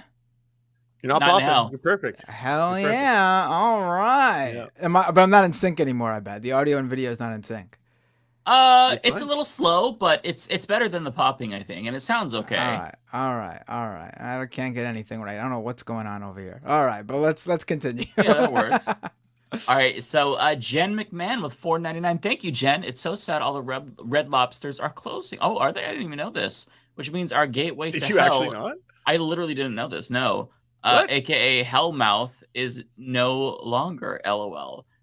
Oh, that sucks. Okay, so if you didn't know this, it's a funny story because they're going out of business, and all the media, like mainstream media, reported because it was the all-you-can-eat shrimp. Like, why did you have all-you-can-eat shrimp? You knew this was going to happen. This was a terrible idea. Of course, Americans ate all the shrimp in the world and it bankrupted the company. That's what all the media ran with. It's just a classic case of them getting bought out by this guy who just liquidated it because it's way cheaper to liquidate all the assets, declare bankruptcy, and be like, boom, he just acquired it and fucking No sold kidding. it. Just a corporate takeover, asshole, rich fucking billionaire company. Like, yeah, that's it. It sucks. Wow. Yeah, I didn't even know about this. I've never eaten at Red Lobster. I don't like seafood at all. So that's why I've never been there. But I mean, I still should have heard of this. Well, apparently they're crazy. most known for a non-seafood item, a delicious like melted cheese biscuit of some kind. What? Because I found that out from John Oliver. He bought one of the Red Lobsters. Oh, because they're all being liquidated. So he's like, I'm just gonna buy one. And he's like, he's got one on the set now. He's just got a whole Red Lobster. Oh my god! Well, now I'll never be able to try it unless it's John Oliver's. Creflo $50 with a super chat. I got HBO Max ad free for half price for 6 months. What are you rubbing it in or something?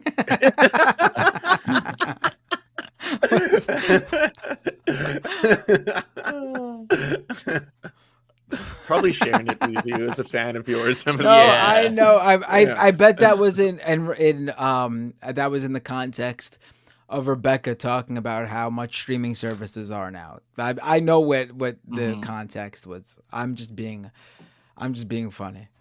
Or a really huge asshole, according to one guy in the chat. I don't know whose chat, not my chat, but one of the group, like in the this is a guy in the StreamYard chat who really does not like me. What? Who is it? Should we ban him? What's his name? No, please don't ban him. I love this type of. I love it. I love that type of shit. Lives for the the chirping, the salt. I haven't really been looking at the chat, so. I think it was someone who got mad that and this is exactly the demographic I had a feeling would most respond to the conversation we had today. It was one of the people who got mad at me, I guess, sort of doing one of these to Men's Health. I don't think he dismissed it. No, I didn't dismiss it. No, I think the problem is, and who am I to say to Rebecca or Jessie Gender? I think what they said was very legit coming from them. But as a man, and as the only straight man who is on the show, other than David Dole, David Dole's not straight either. I do think that the vast majority of men's problems is rooted in the patriarchy, and that is a function of men. I'm sorry, not individual men, of course. Like, listen, I'm not a tough guy. I'm a guy who's misinterpreted there. But I have no problem. I've never had any problem displaying my emotions. I'm someone who is in tune with my emotions. When I get sad because I lose someone, my problem is I don't get sad over too much. But because you're a man. But no, it's just my personal. But I mean, I openly weep and cry when someone I love dies. I remember my kids seeing me cry when I got the news that Michael Brooks died, and they were very concerned for me, and I have no problem with that, because I don't. I understand the patriarchy is the thing that holds men back from doing that, and I totally sympathize and empathize with men, mostly young men, who are guiding through this world, who are feel like they are beholden to that without realizing. It's just also that a lot of the types that respond to that, who aren't necessarily the young men who know, men who are in this political bubble space we are in, they use this to believe that the focus should be on the men, and the reason for that isn't because they really care about other men, but it's to demean and belittle everyone else. I mean, I was in this. I covered the men's rights space for a long time. I was really deep into it in terms of covering it. And these are guys who think that men should be centered and men's feelings should be centered. But the specific men they feel that should be centered are straight white men who hate their wives, who hate their kids, who don't think they should pay for alimony, who don't think they should do all sorts of things like that. I was in that space. They didn't care very much about. At the time, I debated one of the biggest men's rights activist influencers. And he did not give two shits about the big issue at the time was stop and frisk. Why didn't he care about stop and frisk? Because it mostly affected black and brown men. So my interpretation of those conversations, obviously coming from Rebecca and Jessie gender, it's not that. But my interpretation of those conversations are usually different. So if you thought I was dismissive, anyone who watches me knows I'm extremely empathetic. I don't think you came off as dismissive personally. Yes, but usually those conversations are don't focus on the actual issue. Like I'm sorry, but women are not holding men down. It's a system that men in power have created, and with a few women that are in power, sure, they've helped bolster those systems too. That's the argument put forward by the red pill and the manosphere and all that kind of stuff, is that's essentially what they sell. I think the difference is that I don't think that anyone should discount or ignore like men's pain. Not that I'm not saying that you were or anyone is, because like that is why they will look for people like Andrew Tate. If they feel they don't know how to meet women, they don't know how to be successful in life, they don't know how to feel like they belong to a community. I mean, most of them are just looking for community, right? Most lonely people, lonely boys, are looking for community in some way, shape, or form. They find the red pillars, the whatever podcast, the just pearly things, and they sell them on something that's easy because you've already been doing that shit your whole life. We've all been living under a patriarchal system. We're all used to hearing this kind of dynamics where men have to be strong, and we can't have like soft men anymore. They need to be masculine, they need to be dominant, you need to be able to own everything, Bugattis, women, houses, all that shit like that. It's they capture that market because they at least have that part, the door open to, yes, like you're hurting or men are hurting. Their answer is just misogyny and MLM scams. Like my thing here is like, there is a belief that there is some sort of bias or discrimination against men, straight white men usually, specifically, for being straight white men. And I want to push back against that with every fiber of my being, because it's just not true. Women are discriminated against for being women. It's a victim complex. LGBTQ people are discriminated for being LGBTQ. And I usually explain it like this.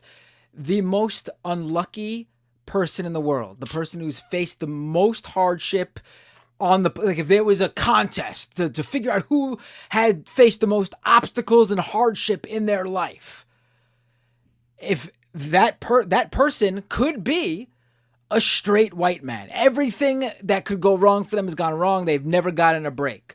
But the reason all those bad things happen to them is not because they are straight white men. There are other reasons: class, the patriarchy, sexual abuse, abuse of parents, broken family home, parents weren't, like, there's tons and tons of things. Yeah, but you're not like getting denied rental property because you're white. You're not getting not getting a call back from a job because you had a white sounding name. Like you're not getting stopped and frisked every single time by the police because you're white. Like those are systemic issues versus you can suffer for a ton of reasons. There's so many poor white people in America.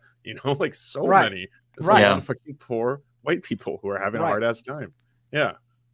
So I don't know. I guess in my role as the token straight white man on this, you're an endangered species. I feel compelled. I feel compelled to make sure those conversations don't give people that idea. Yes. Yeah. No, that makes sense. This one is for you, Matt. Looney Tunes 9000 with a super chat. How can Matt still survive doing a 4-hour show from last night? Got to 2 a.m. this morning to going to do Majority Report. I almost said from going to do men's rights. From this morning to going to do Majority Report and Leftist Mafia in one day. Yeah, I mean, I don't know. My son, earlier today, also, I drove him after school. He had soccer travel team tryouts for a travel team. He did really good, so we'll see. They're gonna get him back. He scored 3 goals in front of them, so hopefully that means something. So yeah. So I've busy day today, yes, but Nice. no, I enjoy being here with all of you, and honestly, my favorite part of the show is honestly the super chats. I know it's not because it's you guys giving me money, which does, it is an important factor. Does sweeten but no, the deal. I really do like interacting with people. Like I like it much more. Like I like hearing He's a phone call show kind diverse, of guy. yes, my thoughts and stuff like that. I mean, like Dave Rubin says, I love the free market place of ideas. Ideas. High level ideas. You do it so good, Lance. Okay, so this one is for Rebecca, but she left, but it's from the Emo Dragon with $4.99. Thank you, Emo Dragon. I got an Emo Dragon too. I'll read it after. Okay, perfect. Donation to make Becca a permanent YouTuber. Good talk about men's mental health. Love you, mean it. Thank you, Emo Dragon. And the Emo Dragon with the $5 dono. Thank you so much. I heard Jordan Peterson signed on as the Red Lobster spokesman, and it caused them to go bankrupt due to his rant about hierarchies. Happy Pride, Lance. Happy Pride to you too. That's awesome.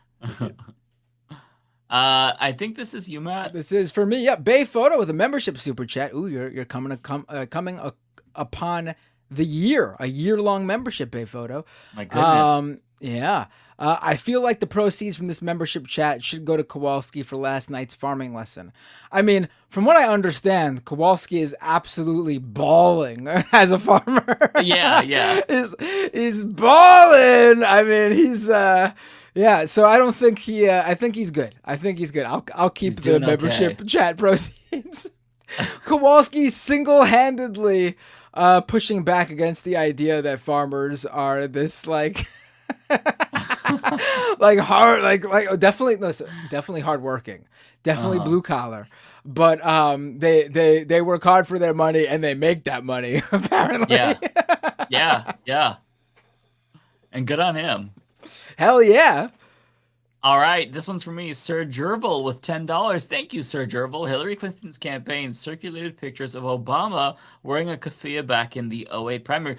Yeah, I was listening to you all on Majority Report about the Hillary Clinton endorsement of Jamal Bowman and whatnot, and Emma had said like, well, she didn't endorse Jamal Bowman.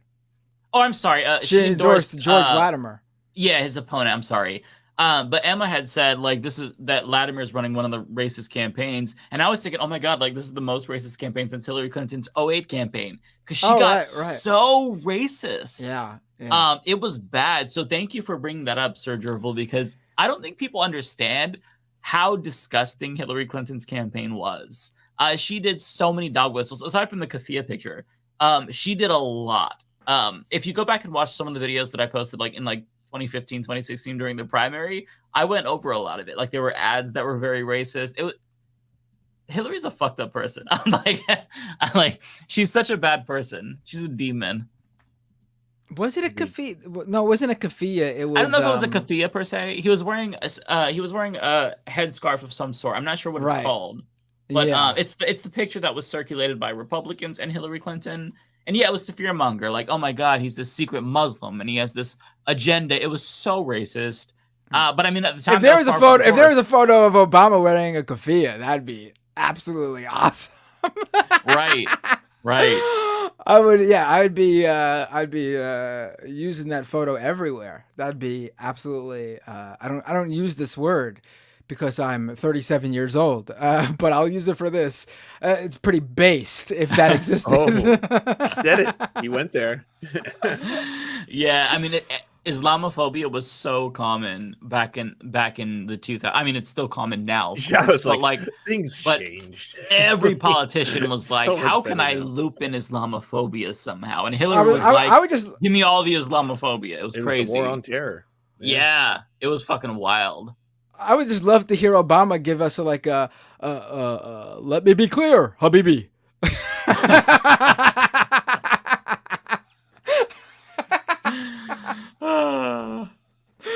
That'd be great. This one's for you too, Matt, I think. Jeffrey Barros with a super chat. It's all the boys today, right? I did say that for that majority report, and they used that in the song for the longest time, right?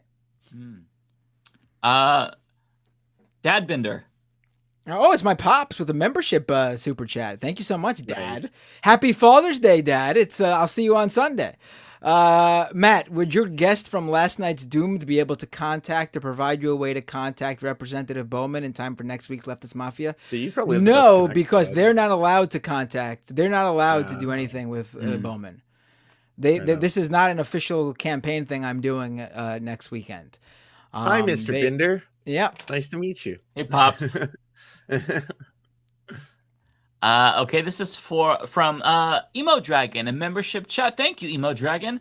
Happy Pride, Mike. Thank you so much. Hope your book is gaining traction. Ordering a copy next week. Appreciate your work. Psyched to see Poopy Figure Eight on streams again. Well, thank you so much. That's so awesome. I can't wait to hear your thoughts on it.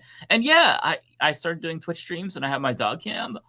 For some reason, Poopy does not want to be on camera. Whenever I would like turn on my streaming lights, he would jump on his chair, and now he's like, "Fuck that! I don't want to be on camera." She goes the same way back home. He actually just gets up and leaves. He's never in the shot. Yeah, so I'm trying to. I gotta find ways to entice him. Part of it is he's getting older, so it's a little bit difficult to jump on the chair. But I mean, he's on it when we're not streaming. He just chills. So. I don't understand why. I think he's just camera shy, maybe. I'm not sure, but yeah, I'll try to entice him with bone, throw a bone on there, his favorite bone. Maybe that'll get him to go on it. Wait, some Aussie commie plant lady pointed out Ole had Bowman on. We should see maybe. Yeah, Mike was talking about it. Oh, right. Yeah, I didn't even think about that. Yeah, maybe she can give us a good word. Yeah, I didn't even think about that. Reconnect. Although Ole is I'm still thinking of it oh yeah, Ole, she's a former Leftist Mafia host, forever Leftist Mafia family member. But then I'm also forgetting that she had a big moment that basically put her on the scene in the New York media world. She's beyond us now. Oh yeah, no, she's big time. I was like, oh, Bowman spoke with Ole. Maybe we're on the same level. Oh wait, no, she's huge now. She's huge now. She blew up. What am I thinking? To be fair, she's always been much, much, much bigger than all of us. But but she's in a new stratosphere now this year. Yeah. Yeah. And it's awesome. Yeah, I love to see people who actually do good work fucking get big platforms. It's awesome. I don't. I get very jealous. No, I'm joking.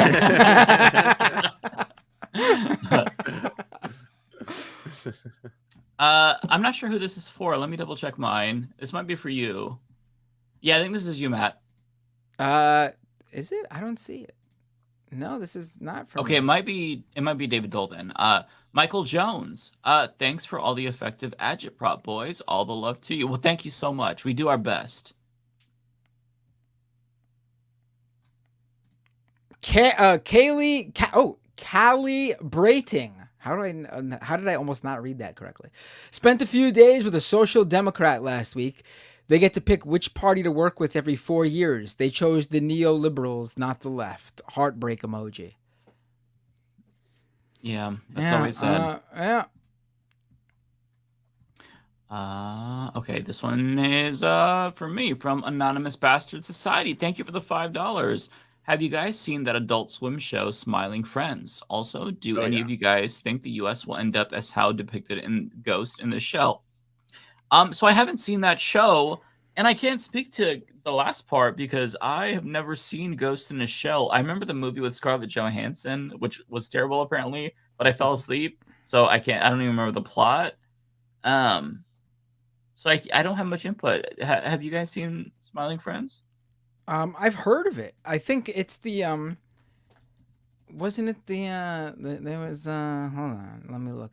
I think I've seen clips or something like that. I've come across this. I've watched the entire first season. I haven't seen the new one that just came out, but yeah, I like it. It's it's just the right kind of bat shittery for me, but I understand why it's not everyone's cup of tea. Like I know some people when they watch like really weird cartoons, they're like, yeah, I don't get it.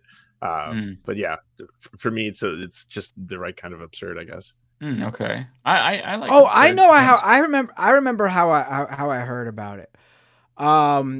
There was a character. I fell down this rabbit hole, and there's a character on one episode of the show that was a reference to that guy that stalked Bjork in the 90s and like sent her a bomb and then killed himself.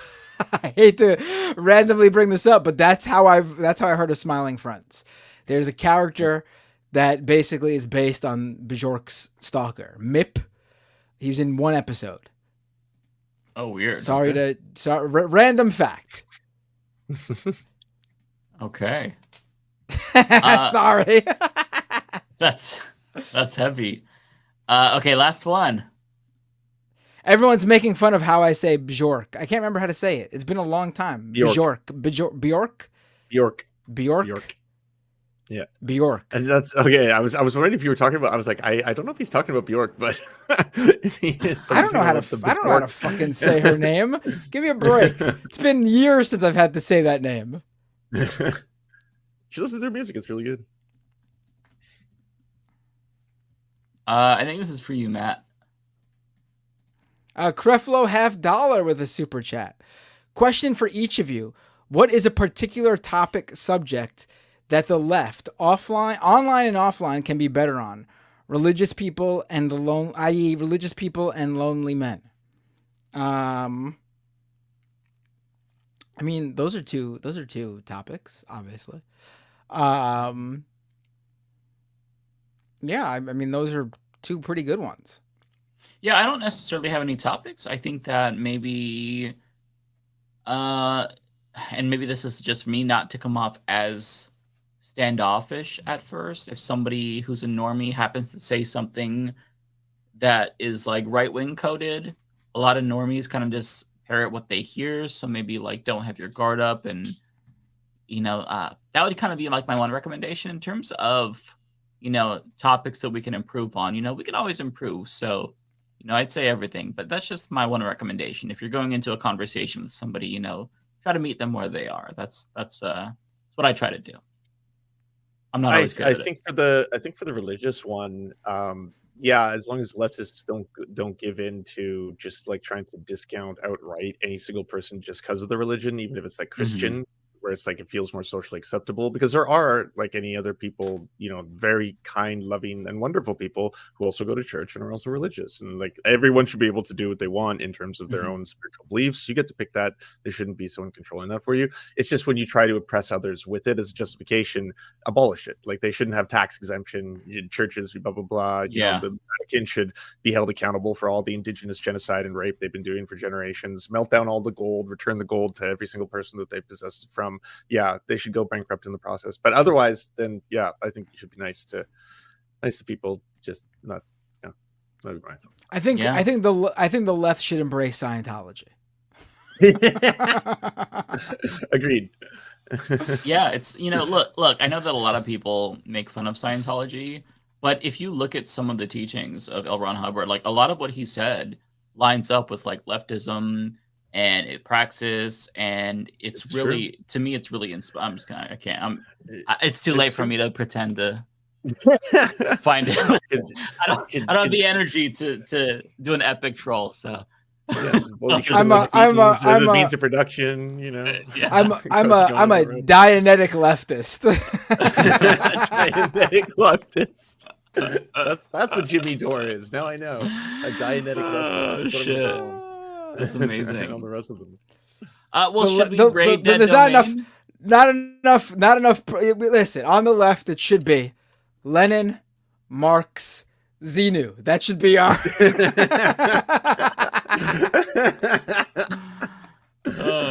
Xenu. Let's end with that. What do you say we raid dead domain? Okay, sorry. Oh wait, we're done. That's it. That's all the super chats. That's all the super chats. I think that's it. Wow. Thank all the mods in every chat. The mods keep us safe. They're amazing. Thank you every all single so mod much. in all the chats. They're all beautiful and amazing. Mods Thank kick you. ass. Yeah, nothing would work without mods. They're just yeah. chaos and weird people saying slurs.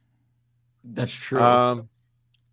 Yeah, but send everyone to Dead Domain. Dead Domain's awesome. I didn't know Right. Dead Domain was streaming. Yeah. Wait, hold on. I gotta look them up. Hold on. Oh, you're doing it right now. Wait. Don't do it all at the same time. They'll be completely enamored by Dead Domain. You said? Yeah, Dead Domain. One word. All right, hold on. I'm looking. Dead Domain.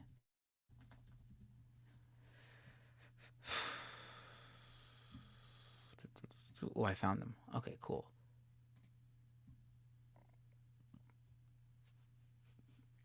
Awesome. Let's do this.